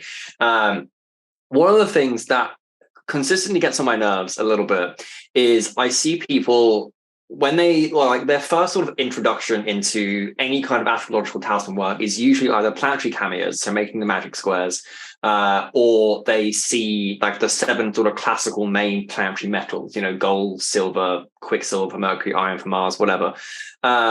And they think, oh, okay, well, I can just, they're the only 7 metals I can use because they're the planetary metals. And then people get disheartened and then they're like, oh, well, I need to make a sun talisman on gold. And obviously I can't buy a block of gold because it's too expensive. Or I can't make a mercury talisman because it's quicksilver, and I can't carve on that. So what do I do? And then they get confused and they give up, right? But in reality, again, Lily talks about all this, Ramsey talks about all this, everything. But it's not just those 7 metals. There are hundreds. If every single thing in reality has some measure of the planetary influences that you can use as a tool. Right? Couple things. Yeah. So my definition of a talisman or astrological magic is that, like I said, it's a ceremonial magic in the Western esoteric tradition. Mm-hmm. That it uses only the celestial spirits. Right. And that it's done at astrologically appropriate times. Mm-hmm. Now, the interesting thing about that is you can pull out each one of those definitions and use them separately, and people do, right? So, for example, there are people that do astrological timing, but don't do it for astrological spirits, like the Goetia. That has astrological timing in it. So that's possible. There's people that do astrological spirits and don't time them astrologically. A lot of ceremonial magicians do not want to bother learning astrology, and they'll forget about it. Just do it anytime I want. And so that's another way to do it. And there's also people that don't do it in a Western esoteric style, right? So that's another possible way of doing it. So what was weird about that is that I came across a Renaissance author who describes all those different things, right? Because again, there's a natural magic approach too. With natural magic, you don't invoke spirits, right? It happens automatically because that was less freaky for the Inquisition. But these occult virtues of things existed in everything, and you could make it automatically. If you made it at the right time with a scorpion picture on it, it would repel scorpions with no scary invocations of demons or anything like that. At the same time, you could also, again, just do invocations of things at astrological appropriate times that aren't astrological spirits. But he said the best is when you combine all three. So I was laughing about that because that's just exactly my approach, right? That I come up with on my own through imbibing the tradition. And here's this traditional Renaissance author saying exactly the same thing. So that's what I feel good about that. I feel like I'm on point. But that's what I would say. Yes, that's my definition, but it's fine for people to say, "Oh, I do astrological magic and I know astrological timing." Like, okay, that's your thing if that's how you want to do it. To me, what you're doing is there's various ways of we'll use the energetic thing of charging it or concentrating the occult virtue of a particular celestial factor. So the methodologies are the timing, I think, is above all. Right. I mean, astrological timing is like the primary methodology of focusing that, getting a time when that particular astrological factor is strong. So for the sun talisman, and this is following from Picatrix book 2, chapter 10, the way they do elections. So for a sun talisman, you would have the sun well dignified in essential dignity. So in other words, like sign or exaltation or multiple lesser dignities, rising or culminating, right? Planetary hour and unafflicted. Now, how you define unafflicted, you can go all over the place with that. I also add the moon unafflicted. But anyhow, that's your basics, what I use. Again, people can do, but what I'm doing with that is trying to get a time when there's a lot of sun, power, right? It's very solar. Like you said, Sunday, sun rising is usually when if you get sun rising, sun, hour, it's going to be Sunday, right? So that's very sun in Leo or Aries. And then you got sun hour. That's a really powerful sun election. Okay, so then the next thing you do is you want to do an invocation. Okay, by actually calling on the spirit, by doing a ritual at the time it's made, right? You're calling the spirit into it. And you can think of it as a picture about ensouling the talisman, right? That's one way to think about it. I tend to think of talismans as a means of communication. It's like having the cell number of the spirit. And that the power is not coming, because I have a devotional approach, it's coming less from the talisman itself than from your relationship. The typical way people think of a talisman is a battery. It's like a material object. You charge it and you wear it. So the beams come on you and you have to wear it, and you should wear it next to your skin and while you're having sex, because you have to do that because somebody said that. And then it runs out. It needs to be recharged. So that's not unreasonable. You know what I mean? But that's probably the most predominant model. Again, like I said, my model's a little different because I'm less of an energetic approach and more just, like I said, devotional. It's a way of communicating with the spirit. It has a very close connection. You want to talk to the sun, you got a sun talisman, you're connected right to them in terms of having a. And then I suggest people do their invocations, frequently. So sun hour, you just basically communicate with like how you doing, whatever invocation you want to do. So that's the invocation. And then the third thing would be sort of a combination of the materials and the design. Okay. Right. Now, being atheistic materialist, people are obsessed with the materials because it has to be, right? I mean, that's where the magic comes from, because where could it be anything else? Right? It has to be the material. And like crystals, like crystal healing, chakra healing, all that sort of stuff. And I saw that it said it's electromagnetic. They said they're energy, and you use them in like a watch, right? And so they regulate your energy and your electromagnetic fields, and that's what crystal healing is. It's like, yeah, okay. And it's the same thing with people's approach to this, though, and also the metals. I mean, I have lists. I need to put it on the website. Actually, I think it is on my website. All these different lists of which metals. It's all over the place. Mars is bronze. No, Mars is iron. No, Mars is this. Mars, and there's 15 different things. So this like the standard one is just happened to be the most popular, right? But there's lots of different possible things. But like I said, if you're totally focused on the materials, you're an atheistic materialist. Yeah. I'm sorry, it's a good test. You know what I mean? Because it's, and not always. I mean, there's some people, but there's a pull towards that, and it's understandable because that's your basic philosophical understanding of reality, right? Now, if you look at like Ficino and things like that, they're a little more into they like the materials. Obviously, Ficino's into materials, but they're also into the forms of things and the images, right? Because those connect to the higher, like the anima mundi, into the higher, the intelligence and things like that. So your Kamiya, your planetary squares, and that's what those connection is, because that's a mathematical, right, ratio. Yeah. That's also, but those things are very strongly connected as well. So my talismans, I do bronze, and the reason I do bronze is because, you got gold, silver, bronze, right? It's a precious metal, but the cost of doing gold talismans would be impossible. People say, I want to sell a gold talisman. I'm like, yeah, right, well, this is the $5,000. People they can't get a hold of gold to carve on or whatever, so they just give up on magic, and that's it. They're kind of done if they want to do a sun talisman. But I mean, people that's a problem for people. And I mean, if I could do solid gold, if I could do 18 karat gold, I'd be happy to do it. You know what I mean? Same thing with silver. We have to make a number of talismans at once. The election, people want to I want a custom talisman. I'm like, that's impossible. You know what I mean? We have to look. I'll look at a year and see I had years where I couldn't do like Mercury talisman. Couldn't do a Mercury talisman all year. Did not have a single window that was worked for Mercury. So for like all of 2023. Yeah, like no, 2019, I think was when it was. Gotcha. Yeah. I mean, there wasn't a big enough window, and so you don't make them. Or Saturn. I mean, Saturn, it'll take him I remember like this is years ago. He was in like Cancer and Leo for like 6 years. Yeah. No Saturn talismans. And so, you can't do it that way. So the cost of the materials can't be like even silver has become prohibitive in terms of the cost. So yeah, I'd love to do that, but it's not possible. And you'll notice with people selling talismans, that's why people are selling talismans for $3,000.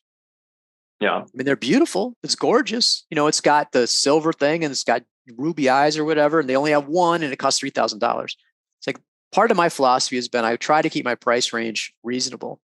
And so, I charge $500 only for like the last talisman when I'm running out of them, right? The scarcity is, and I try to keep things like $200, $300, $400 for a talisman. So it's actually someone can actually buy it. Yeah. But my experience has been that the super strong astrological timing, the consecration and design will give you a very strong talisman. So do you use so you're saying you use bronze for for all everything. Everything. So every planet. Yeah. Oh, that's interesting. Okay. So so do you, in terms of the design, I assume you use probably like the ones from the Picatrix, Fascida, or probably Agrippa, right? You have all sorts of them. Yeah. But right. I mean, mine kind of look like, I think would say like a commemorative coin. That's our focus. It's like a really beautiful design. That's one of the things I like to have. And now here's the thing. The talisman, people, it's a pendant or a ring. That's it. And it's like, no, anything can be a talisman. If it's created at astrologically appropriate time and consecrated, you can make it as a talisman. Now, things like liquid, it doesn't hold the quote charge as long. I mean, that's one of the reasons I like using bronze, is because it's a metal. It's hard. It's going to hold quote, hold the charge or whatever. That's but again, it's a very armchair, because it's like, like you said, people like, oh, it has to be gold, and then they just give up. I'm like, I don't want to give up. I want to do it. Yeah. So I tried it, and people get good results with the talisman. So I'm like, okay. I mean, we compensate. You know what I mean? And the armchair, the social media stuff, is just like, I'm really doing it, so I have to be practical about it. And at the same time, I want to be as rigorous as possible about getting all the factors and everything like that. And so I just think it's one of those things. It's like, if it's the same thing with elections in general. I mean, people can always snipe at your election because it's never going to be perfect. I mean, you can't eliminate all negative factors from the chart. Actually, as well, yeah. Is there, in terms of your elections and any of like the major aspects, what are the things that are, I don't know, what's the word I'm looking for? What are your, I guess, like non-negotiables in terms of like something that will invalidate a talisman completely? Like, I think the two ones that I've experienced for mine when I'm making my talismans are if the planet is combust or if it's squaring Saturn or Mars. They're usually like the big ones that hurt the talismans effectively. If you look at the standard medieval Renaissance thing, right? There's a huge difference in applying and separating. Right. Okay. In an election or horary, not in natal, but in election or horary, applying is effective or future, separating is past, right? So if you want to come together with significators, you want them applying. If it's a malefic, you want it separating. If it's separating, it's not a problem. Right. So how do you tell the difference between the two? Well, it's easy. Are they entirely different? Like on your software will tell you. Right. I mean, okay. Sure. If you want to know the difference, and technically what you do is you look at the planets and compare their speeds, right? Right. And if the faster planet is in higher degrees of the sign it's in, then the other one is it's separating. If it's in lower degrees of the sign it's in, then the other one, then it's applying. Oh, I see what you mean. So what is it? So say it's like a square or something. So let's say a planet is squaring Saturn or Mars, whatever. If it's depending on what way perfection. It's whatever way you're looking at it. So is the aspect coming in closer to the planet, or is the planet moving away from that aspect? Exactly. Gotcha. Okay, I'm with you. No, that's a huge distinction in traditional astrology. You know, in horary and natal, in horary and electional. Natal, not so much. Because everyone's coming from natal, though, they're like, this is what people do is elections can be very problematic. And I have to have all these disclaimers and kind of sound weaselly with people because it's like they have this sort of vague idea in their head from natal, modern natal astrology of what they're going to get. And then they get this election and they're like, this is a piece of shit as far as they're concerned. And they're like, you need to justify that this is bullshit. Why are you giving me this bullshit? And I'm like, you're coming from a completely different perspective. And it's impossibly perfect because you want it in the next week. I'm giving you the best in the next week. You know, it's not going to be perfect, but it's what I started doing in my group a long time ago was to say the only criticism you can make of election is to give your own alternative. And then people would always, it would be terrible. You know what I mean? Yeah. They couldn't even come close. So that's what I would say. It's very easy to complain about elections because you always have to compromise. I mean, you're trying to get the best you can under the circumstances. So what I would say with the ass, I mean, and you could argue about what afflicted means. I mean, any applying square or opposition to me is problematic. Okay. Separating, it's not. Okay. If you are applying to conjoin a planet that's afflicted, that's a problem. Combustion is a problem unless you're Cazimi. Cazimi is within 16 minutes, which is a positive dignity. Okay. Combustion is definitely an affliction. Retrogradation is an affliction too. So this is but not just because Mercury's retrograde in the chart. It means if you're doing a Jupiter talisman and Mercury's retrograde, who freaking cares? But there's people, again, they want to look at the entire chart and do that. And then they're going to dump on you for that. And I'm like, okay, if you want to do it that way, fine. Picatrix doesn't, like I said, the sources I'm going from, and from a horary and electional standpoint, you don't look at the entire chart. So don't turn around and look at mine and go, oh, it's terrible. It's like, if you want to do yours that way, fine. I'm not going to dump on you for that either. I mean, like I said, I have my methodology, but I don't insist that's the only way of doing it. Right? And I think that's important. Then that's another scientific problem. It's like there's an objective reality out there and there's only one right answer, and people pick that up. It's very egoic too. I'm right and you're wrong. I mean, isn't it a coincidence that your method happens to be the only method that works? Yeah. Okay. But that's what I would say about it. But it's just one of those things of I've noticed that professional astrological magicians selling talismans have, for the most part, they used to put the charts up, or they used to give the chart detail. They won't anymore. Yeah. For exactly that reason, because people will come in and hassle them about stuff. And that's and people ask, well, what about this? I'm like, do you think I missed that? Do you think I really didn't see that? I mean, do you think I would deliberately make a bad talisman and just put it up there and try to trick you into getting it? I mean, obviously I see the factor. I don't think it's a problem. I'm super rigorous about what I do. And I have a particular methodology that I follow, and I follow it very carefully. And so, but again, if you don't like it, you don't have to buy it. I mean, that's fine too. I mean, that's your preference. But I do get these emails from people that I'm just aghast that, I would do X. Well, that's actually not a problem, Yeah. And then they're because they picked it up quickly. I mean, they're on social media, and there's, one of the 5 things, void of course moon is a good example of that. Void of course moon. It's actually not that big a deal in traditional astrology, but my view is that with modern astrology, it's basically 99% positive. So the few negative things that they brought in for traditional, they have to be really apocalyptic, like Mercury retrograde. Yeah, everyone it's the go-to big freak out now, isn't it? Yeah. I mean, I don't think so. I mean, I don't use it if I'm making a Mercury talisman, I don't want to do it in Mercury's retrograde. Sure. But it doesn't mean I shut down my entire life for every time Mercury's retrograde. Mm. It's like, oh, it's a disaster. Oh, it's going to be terrible. Like, what's going to happen? Oh, I don't know, but it's going to be bad. If you don't know what's going to happen, you're not You don't know it's going to be bad. Yeah. Exactly.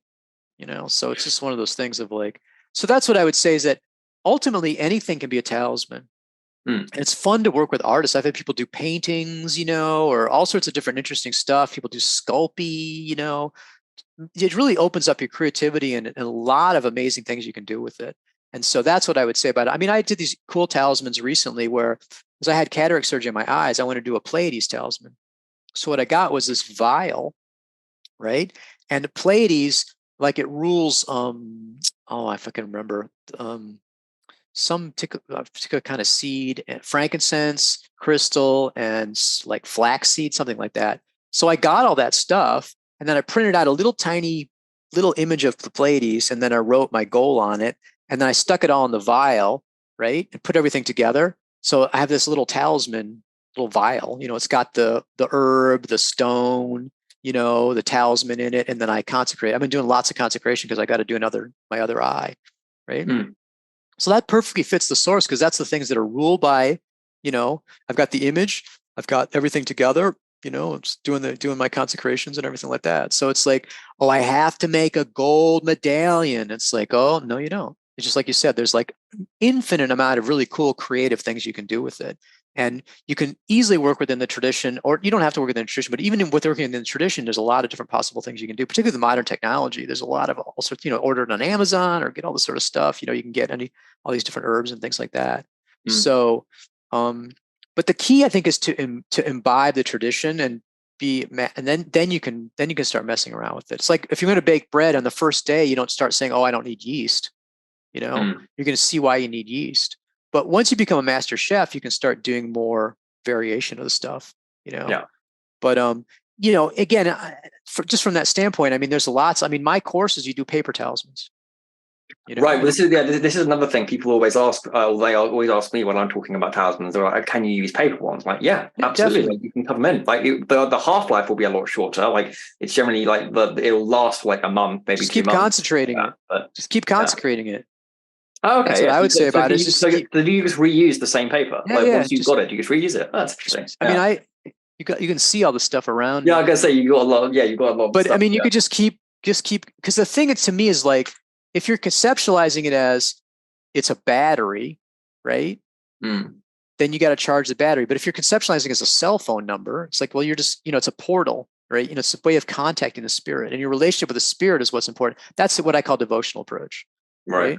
You can do a more magical approach. You can do a more, I mean, all these things are fine. You know what I mean? It's just like, but the recognition is, well, people are like, what's the answer? And I'm like, well, it sort of depends. There are a lot, a lot of answers. It's what's the, I feel like there's multiple interpenetrating realities, and you need to find the one that fits with you, it resonates with you, and then that'll work for you. So that's what I would say is that it actually opens up a lot of exciting stuff, particularly artists too, like doing new images. And I just have the new book, and I commissioned an artist to do a bunch of new images for it. So that's really cool too. It's one of the things that I was working on. I'm kind of excited about getting this book out. What this book is like, it's a translation of some lapidaries, and a lapidary is a book of the sort of magical properties of stones. Oh, cool. Right? And what I discovered was these lapidaries are really old, that a lot of the numbers of the images in the lapidaries are in Picatrix. But then what they did in Picatrix is they souped up the astrology. Yeah. Right. So they kind of mined it and then said, this is really cool stuff. Because the typical lapidary would have a description, that would have the name of the stone, description of what it does, but it also have an astrological, like this is under Jupiter, and then have an image. Right. Then Picatrix would say, okay, if it's under Jupiter, then let's make it Jupiter, Jupiter exalted, Jupiter rising, Jupiter hour. Let's soup up the astrology and make a talisman with it. So it's like they're mining that. I'd already did that. I did that with the Greater Key of Solomon, because I looked at the Greater Key of Solomon. I thought, these are cool designs. People are into them. But it's like planetary hour. I'm like, that's not enough. And you're not worrying about whether the planets afflict or not. So all my pentacles are like super powered elections, right? And so I was doing exactly what Picatrix did.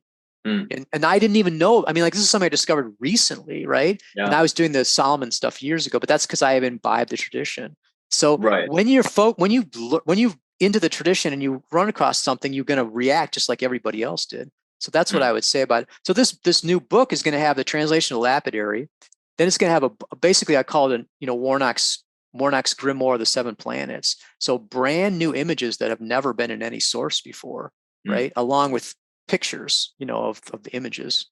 So people could actually go make the talismans then. Yeah. So it's like it's like Picatrix. Amazing. It's what Picatrix did. Like a new version of Picatrix. Yeah. Yeah. But I mean, that's what Picatrix did. I mean, Picatrix is a compilation. It took a whole bunch of older stuff and said, and maybe this other book did that too. They're like, oh, these are cool images. Let's be a more astrological magician-y with them, as opposed to just doing like a lapidary. You know what I'm saying? So it's sort of like, it's just like when we're talking about Platonic ideas. Are you familiar with Culianu? He wrote Eros and Magic in the Renaissance. I've heard the name. I haven't read his stuff, but I've heard the name. He wrote a book that was really interesting called Tree of Gnosis. And his sort of theory was that there's this underlying Platonic idea of historical events that manifests. It's like flatland, like it's like a 3D, like a 2D thing. So it's like that's what's going on. And I'm like, that's what I feel like with the stuff I'm doing is like this is this underlying Platonic idea of astrological magic. And so, once you really get deep into it, then you just naturally kind of throw out the stuff. That's what I was talking about, the 3 different types, my definition of astrological magic, right? And how people had taken it apart in the past and used pieces of it, and people are doing it again. The people doing it now don't know that they did it in the past, right? Yeah. But that's the natural tendency when you have, these particular influences come together again. So again, very much not about individual choice, which is the whole focus of modern view of everything, is that everything's individual people making individual choices. And the reality, again, is really what you have for the most part, from a more, like I said, from a predictive standpoint, I can see this, is that you have this manifestation of Platonic ideas or memes. I mean, that's a modern way of putting it. It's like these memes, everyone's infected with the meme, That's why they have this. Everyone is, like I said, people ask me the same question 10,000 times. I don't get unique questions. I get the same thing over and over again. And because everyone's had the same influences. Change the influences, then you change the questions. Yeah, and then that's ultimately what progress is, right? If you can change the amount of influence. There's no what progress. There's that's one of those like abiding myths of this science. It's also Christian though. I mean, it's basically a Christian idea. It's a linear thing because the view of history in the West is Christian. It's linear. So you have the creation, and then you have all the stuff to the last judgment, right? The Eastern stuff, the Buddhist stuff is more, and Taoist is more cyclical, right? So, for example, in China, you got the Chinese dynastic cycle. So you have chaos, then then the dynasty, the ruler, the wise, ruler, the martial ruler arises, creates a new dynasty. It lasts for about 300 years, then chaos happens again, then that cycle recurs. And so they have a reincarnation. I mean, it's a more cyclical thing. So what we've done is our DNA is so strongly coded with that linear stuff. We just flipped it. Because see, the old style would be that the great stuff was in the past. The golden age was in the past, and we degenerated from that, right? So the modern just flips it and puts the golden age. Yeah, it's a very enlightened thing. We're going to reach it through technology. Through increasing rational thought, which is getting rid of superstition, right? And increasing use of science and technology, we'll have a technological utopia where all individual desires will be achieved, right? Yeah, really. I mean, progress, look at the 20th and 21st century. I mean, horrific stuff. World War I, World War II, genocide, Pol Pot, massive environmental degeneration. There's no progress. And spiritual progress, oh my God, we're way worse off. I was having this discussion the other day, actually. It's like honestly, spiritual progression is kind of dead now. It's like people aren't situating themselves enough in the tradition where, especially like the mainstream kind of spirituality, like kind of the new agey stuff, people, like you said, like we said way back at the beginning, right? Nearly 2 hours ago now, people are just kind of making that anyone can be anything they want, right? People are just making up whatever they want. So there's no actual sense of progression and learning and actually bettering yourself, where you have actual guideposts and saying, hey, I was at this point at some point in my life or at my practice, and now I'm further ahead. There's no metrics to actually measure how well we are progressing in general. So progression has become an illusion, effectively. I mean, I just think that, it's some things get better and some things get worse. I mean, it's funny. What I would say about it is that I think we're probably living in a period that's sort of analogous to the end Permian extinction. Do you know what that is? No, go on. So, the Earth is, 4 billion years old. Yeah. And so I think they had life for, I don't know, a couple billion years. And you have a periodic extinctions, mass extinctions. Yeah. And so that's happened frequently. So the end Permian was particularly bad. I think it's like, I don't know, I have to look at the dates, like 400 million years ago, something like that. But you had this huge explosion of life. And then the end Permian, there was a big die-off and almost everything died off. And what happened, what the hypothesis is that in Siberia, they have this magma flow, from this lava and stuff coming up over a huge area from the center of the Earth.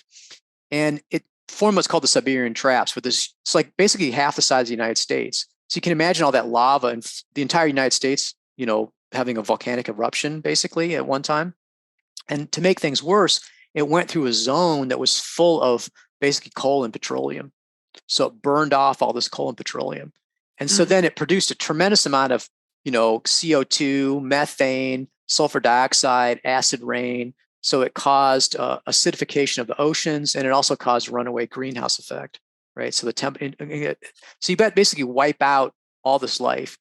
But, it took about 30 million years and the Earth recovered. I mean, the Earth has homeostatic mechanisms. So that's that's what we're in right now. I mean, we're causing, this massive, all this burning of petroleum and oil and all this sort of stuff, greenhouse effect, runaway sort of stuff, die off, all that sort of stuff. But 30 million years ago, 30 million years, it'll recover. So it's like, it's cyclical. You see what I'm saying? It just depends on what your perspective is, and it's, but it's not, like I said, everything's alive, everything's conscious. So it doesn't, humans don't need to be around. Humans, obviously, it's funny because another thing called the Great Oxygenation Event. And basically what that was that the original bacteria was anaerobic, right? Yeah. So it didn't use oxygen in its processes. And so one of the things that they figured out how to do, so they got smart, was photosynthesis. And so that was awesome because you could use tremendous amounts of energy and grow like crazy, and it was very, very efficient. But it produces oxygen as a pollution, as a byproduct. So after a couple million years or whatever, the environment couldn't absorb it anymore. And so it started to go in the atmosphere, and eventually it poisoned everything. So all the anaerobic bacteria now basically has to be like under the sea floor or inside logs and things like that. And they in other words, they expanded so much they wiped their waste products, wiped themselves out. And that's what the humans are going to do. Yeah, it's something I think about as far as we're concerned as well. But it's all the same thing. You know what I mean? It's the same. It's natural. What we're doing is not unnatural. You know what I mean? It's all perfectly natural. Yeah. But it's part of the big picture. But it's like you want to pull back, then you're okay. I mean, if you can pull back to a mass consciousness thing, then you're like, okay, this is okay. Or like just from a planetary level, like, well, it sort of sucks, but it'll be a lot of interesting, cool stuff because we're wiping out all the stuff that's here, leaving all these open niches ecologically, right? And so there'll be all sorts of new stuff that come in. Maybe there'll be intelligent, spiders or something, or rats, or who knows? You know what I mean? It's sort of like there's a lot of you have to have to burn the fields before you have the new crop. Yeah. You know what I mean?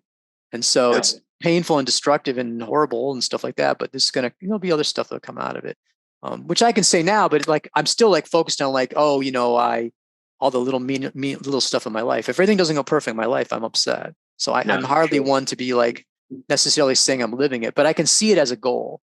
Like I said, that acceptance of reality and that transcending. The way to transcend your chart, because you're talking about that, is to not be yourself anymore. In other words, if you're enlightened, then you're no longer under that. But anytime you're you, right, and your focus of consciousness and your perspective is that I'm an individual existing as an individual, then you're going to be bound by fate and bound by your chart. And so you can improve that maybe a little bit, or mess with it. But it's like, that's what I would say about it. So that's that. There's an escape hatch. Like I said, all this sort of stuff is like, and what this all points to is that if the atheistic materialism is not a good model, if there's stuff going on that it doesn't fit, and a spiritual model is a better fit, then it opens up all sorts of vistas of things. And and I think the key is to not be compartmentalized, to not limit, okay, I'm a magician and everything else, I'm totally bourgeois in the rest of my life.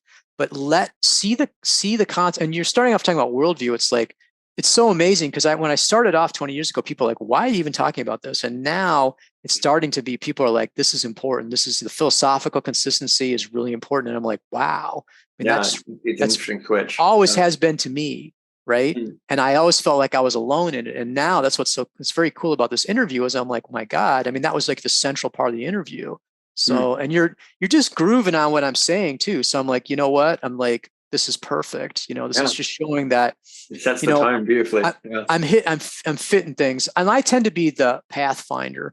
I tend to be kind of a little bit out in front. You don't want to get too far in front because then people don't know what the heck you're talking about. What the hell you're doing? Yeah. But it really makes me feel good that, and I think the esoteric stuff too is increasingly people are looking for an alternative. I mean, the whole scientific thing, that's just, it's that whole myth of progress, the whole myth of science has really become really obviously, threadbare and not, and also the real problem, I think, I'll look at stuff like they'll say higher suicide rate and like, oh, because of economic, people are poor. I'm like, that's not the problem. The problem is a lack of meaning. Yeah, it's like a purpose, like a meaning. And when you have nihilism as the official philosophy, no wonder people are depressed. It's like Woody Allen. I mean, he figured that out. He saw that, that was nihilism. And it's like, life is meaningless and random. It's like, that's horrible.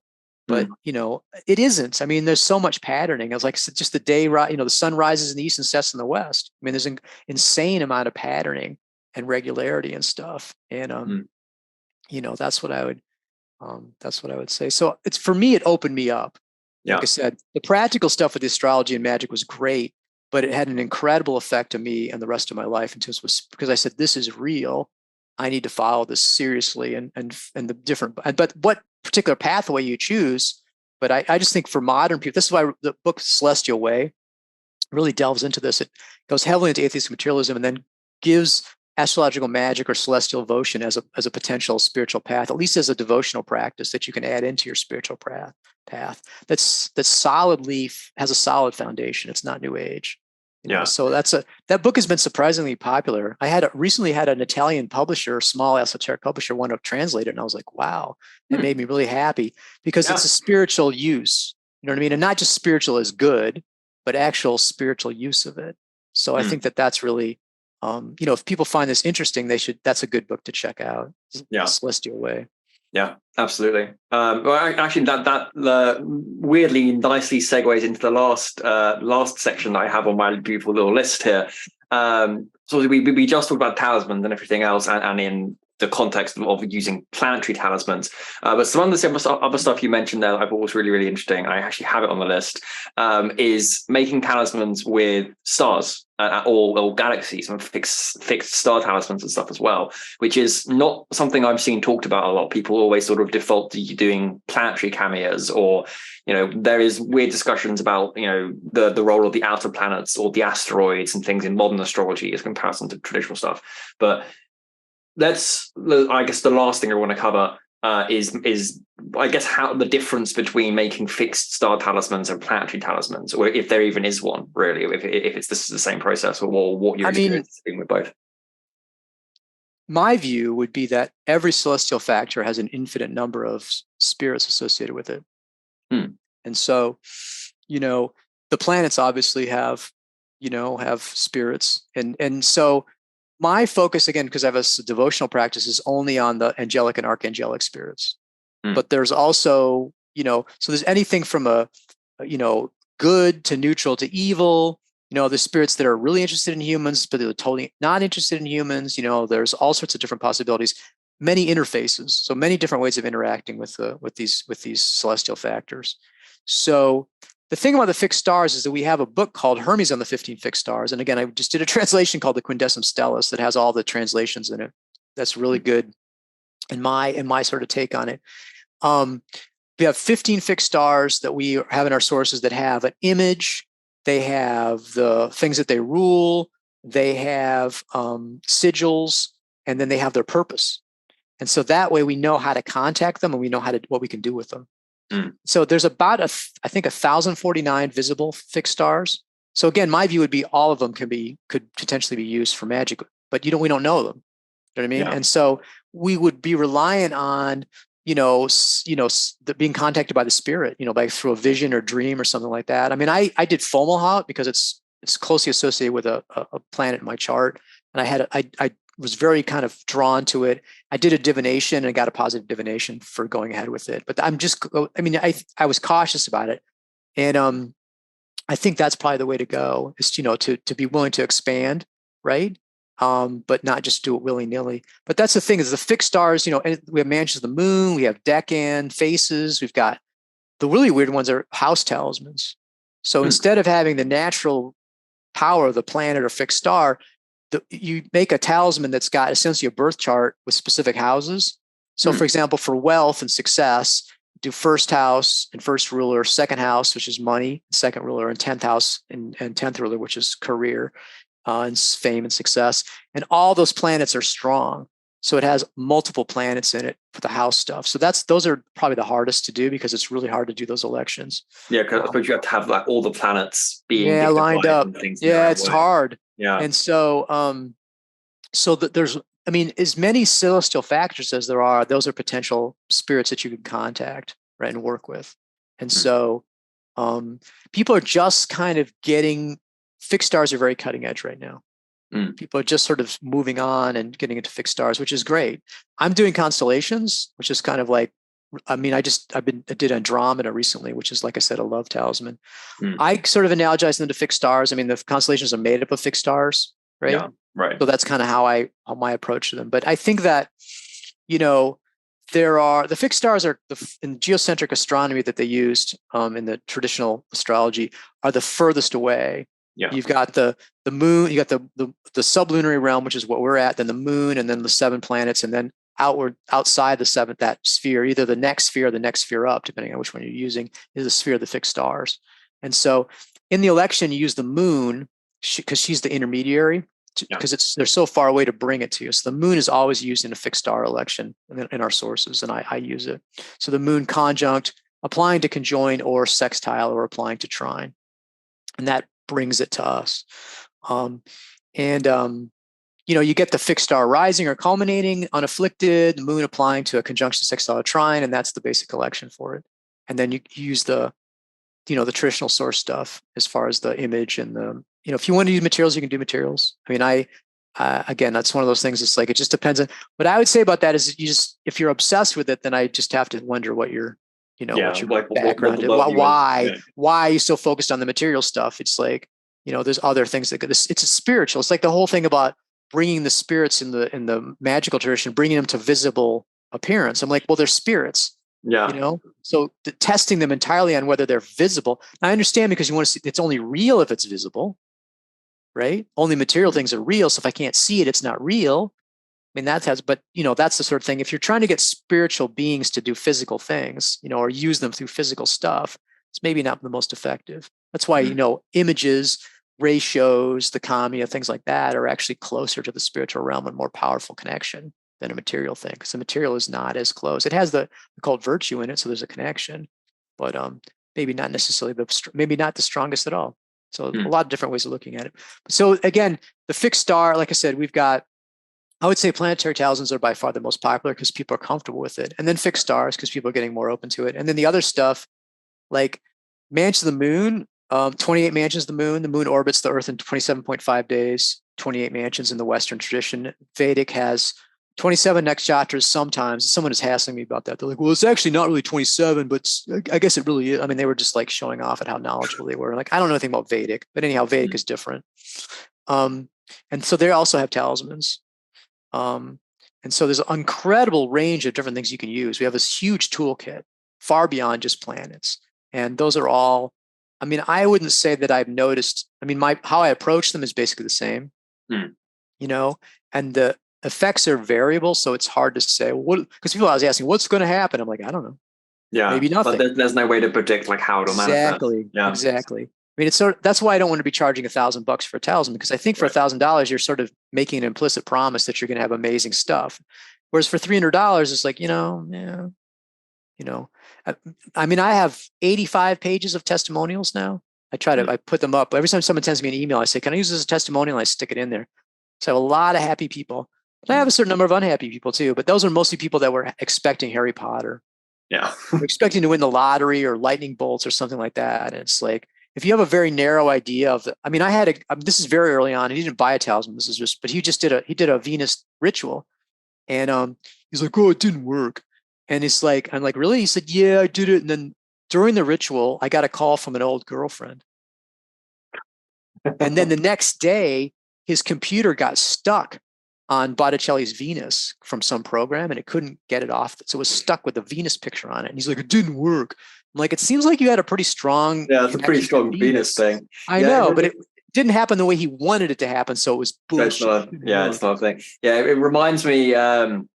This was oh god, what was it? Like last month, actually. I was making a solar talisman, I wasn't making a talisman actually. I was just doing a daily invocation actually to the sun. So I was reciting the Orphic hymn to the sun, basically. I sort of laid out a yellow cloth over my altar, had 6 candles as usual, reciting the Orphic hymn with I think it was frankincense or something like that I had going. And as I was reciting it, it was really funny. Pretty much mid hymn, this guy, like a jogger, was just like started running down the street, just like kind of stopped under my window and like looked up. And then he was wearing like a complete yellow like jumpsuit. Oh wow! And I was like, oh okay, sure. And like he didn't realize I was there. Why are you like ritual brings me up to the house? So I'm like looking down on the street, and like this guy just like starts jogging, and like he just stops like outside my house, and the guy looks around, fully dressed in yellow, and then just carries on running. And then like I'm just sitting there thinking about it more and more. And I was like, okay, not only is he dressed in yellow, he's also exercising, which is health, and vitality, which is solar as well. So I'm like, Here's the weird thing, and goes back. I have this Rats Be Gone, like the first talisman I ever made in 1998. And at the end of it, I said this, and I still have this feeling. I don't know whether I'm announcing it or causing it. Right.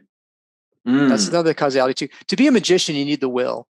Because it's a lot of work. So you need to kind of have a sense of I'm doing this and I'm causing this to happen. But it's also the reality is I don't know if I'm just aligning. It's the codependent arising thing. It's all the solar stuff is coming all at the same time. I mean, I'm aligning with it. You know what I mean? Right. You just had the willingness to do the ritual. Is the alignment your own? Is it that you were actually influenced to do it at that time? Yeah. All that stuff is like, I don't know. I mean, I think the perspective of the will is important to act, right? Yeah. But you also have to have the skepticism about that in terms of like you being I chose to do this and I caused it. It's like, well, it all happened together. It's free will again. It's the same thing. Yeah. But nevertheless, I love that kind of thing because that's so like perfect. I had another one someone did who bought a third mansion talisman and they saw like a license plate or something that said Moon 3. It's like, whoa, that sort of stuff is just like, it's like on the nose. It's so good. Yeah, I know. That's what I'm saying is that's where you get that stuff. And you're like, that you can see that connection. And that stuff is really, I had that happen to you 100 times. And then you're like maybe there is something to it. Like, okay, there's something there. It's something here. Something's going on. Yeah. One of the things that I've had happen to me is that, one of the things about the astrological stuff is that there's this tendency to believe that it's an analytical process when you do predictive astrology. And then what you do is that you look at the chart and you break it down into the individual factors, right?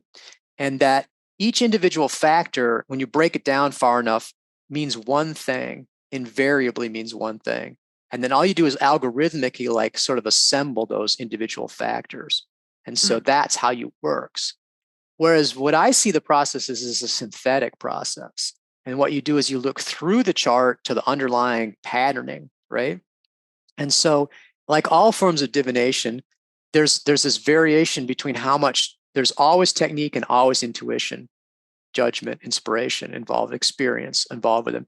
How much the proportion depends. Like, for example, if you do a psychic, there's almost no technique, right? Yeah, it's just like you're doing tarot, you got the cards. So there's less technique, there's much more divination. When you get into traditional astrology, like with modern astrology, there tends to be a certain amount of technique and a lot of intuition. People are doing accurate predictions. Traditional astrology, there's a lot of technique, but there's still a heavy amount of intuition. And so what I found is that by letting myself go and trusting my intuition more, I'm just getting better and better at that. But I just recognize it's like there's this idea that, AI. I'm like, I don't think so. Because you have to be, the prediction involves this sense of alignment and orientation, right? And really becoming and being an oracle, And it's not an algorithm. And it's not like people's like, what does this mean? What was the moon? My joke is that the moon in the first house, what does it mean? Nothing. Because it's all contextual. You know what I mean? It means 15 different things depending on the chart and depending on the situation you're dealing with. It's like language. I mean, what does the word love mean? you can give a general definition, but it's not going to fit the individual circumstances. It's and really what the words and everything fit together, and they create, meaning within that particular context, right? But there's not an invariant. It doesn't mean everything's meaningless either, right? But you can't point to the thing and say it has one single meaning. And it's not analytical. It's not a breaking down process. It's a synthetic. It's a synthesis. It's a seeing the underlying patterning process. And so this is all, and that's what the intuition is basically, because I had somebody ask me a question. They're like, I know I'm going to win millions in the lottery. When is it going to be? And I said, you're not going to win the lottery. I said, it's highly unlikely and that you're going to win millions. And I said, do you really want to pay me to do a horary question and have me come back and say no? He's like, yeah. So I came back and the answer was weird because it was like he was going to win a little bit, or basically he's going to break even. As much as he spent on it, he would get back. Right. That was interesting. But it was like, that's not intuition. Yeah. Stuff like that. That's just like pure technique. Yeah. You can tell. No, I'm just saying from his standpoint, he thought he had this intuition of like, I know I'm going to win the lottery. Oh, right. That's just emotional. You know what I mean? So this is a whole process of kind of figuring out what intuition is. And so that's something that's important. Now, it's not as important. One of the things that the downfall of some astrological magicians is they don't have the broad basis in the predictive astrology. They just focused on astrological magic. And they only know electional astrology insofar as it applies to astrological magic. So they have a more limited view of it. So that causes them to not understand as deeply a lot of the principles and stuff like that. It's useful to have the broad experience with all the types of astrology. And that's not necessary, you know what I'm saying? But if you're going to make, it does, I can see it does undercut their knowledge of the, of the subject a little bit. And I'm a big, obviously, I had a teacher. I had a horary teacher that in that Olivia Barclay horary lineage, and it was very useful. And so I'm a big believer in teaching. People nowadays, I'll just pick it up. So what book should I read? I'm like, it's like trying to learn how to be a neurosurgeon from a book. You know what I mean? This is very complicated stuff. It's very helpful to have a teacher because when you get stuck, you can ask them, questions, on the stuff. So it's like, it's a certain amount of respect too. It's like, this is a difficult subject. The system as well. Yeah. This is a difficult, also the curriculum. That's another thing people have. They just, I'm going to ask a bunch of questions. Like, you don't know enough to organize your curriculum for you. Right. If you're just asking questions, you're just like popping stuff up what you think is important, but you don't understand the basics. You know what I mean? You need to have that fun. I know how to teach. I'm not the only way to do it, but I know if you follow my course, you'll know the stuff. That's what I would say about that. Is like, I know that works. So it's all good. Like I said, best of times, worst of times. It's like I can be grumbly, but it's the same time I'm like, my God, I got the internet. I had something recently where there was this mention of astrology having to do with, what a royal entry is? That in the Renaissance, when the king came into a city, right, they would have a big procession and festivities and stuff. And what they would do is typically have these points in the procession when there would be like a little stage play in the open air on these various subjects. And so they would, the city or town or guilds or whatever would create like this whole little stage set, and they'd have actors doing various things. And they mentioned this astrology. So I thought that's interesting. And so I was watching this like a Netflix documentary on Henry VII. And so the guy who's doing the documentary had written a book and said, I don't have time. I'll read the book. It'd be faster. So I get the book, right, on Kindle. So I'm watching it on Netflix. I get it on Kindle. The Kindle book footnotes this text that had been written in Henry VII's time of somebody writing about the royal entry of Catherine of Aragon and and they had some really intense astrological stuff. So they mentioned the book. I find that on the internet too. So it was like zip, zip, zip, zip, zip, zip, and I've all of a sudden got all this access to all this stuff. And then there's all this really interesting whole sort of little pageant thing about astrology. And it had to do with Picatrix because it had to do with Alfonso the Wise. And Alfonso the Wise was the king of Castile who had Picatrix translated. But he appears as a figure, and he was an ancestor of Catherine of Aragon. So he had this whole astrological thing about her. And she was like, this basically the chart of the marriage. So he did this sort of like metaphoric thing about the marriage of the sun and this and everything. And if you look at the chart, a lot of those factors were in the chart of the marriage. So it was kind of cool. A very high level of astrological knowledge. Yeah. Not that the average person would have got it, but a well-educated person would have picked up a lot of the knowledge of the astrology. But what I would say about it is, and this is 2023, boom, boom, boom, boom, boom. Every single one of those things is like instantly accessible to me. You know, that's incredible. Even though people's maybe they're not as quite as focused and knowledgeable as a whole, right? The amount of information that we have available to us, and it's like the translations now. Like you can get Picatrix, you get all. I mean, esoteric text just all over the place. Stephen Skinner. I mean, there's an amazing number of people that are really serious about translating these primary source materials and making them available. So it's like that's what I would say. Best of times, worst of times. I mean, all this, climate change, blah blah blah. War, all that sort of stuff. Yet we've got this incredible Hermetic Renaissance too. So it's just it's interesting. It's more interesting for consciousness than just like cosmic dust. That's pretty interesting. But this was kind of cool. Yeah, it gives us a new sort of wave of influence of things coming through. I think a lot of really cool, cool stuff. And it just, to me, what I would say about this interview in particular, you started off at a really high level, and we just got higher. And you could, everything I was saying, you're like, yeah. And, you totally were grooving on it. Whereas like, I would have expected, 10 years ago, people would be like befuddled. Yeah. Me saying the same stuff.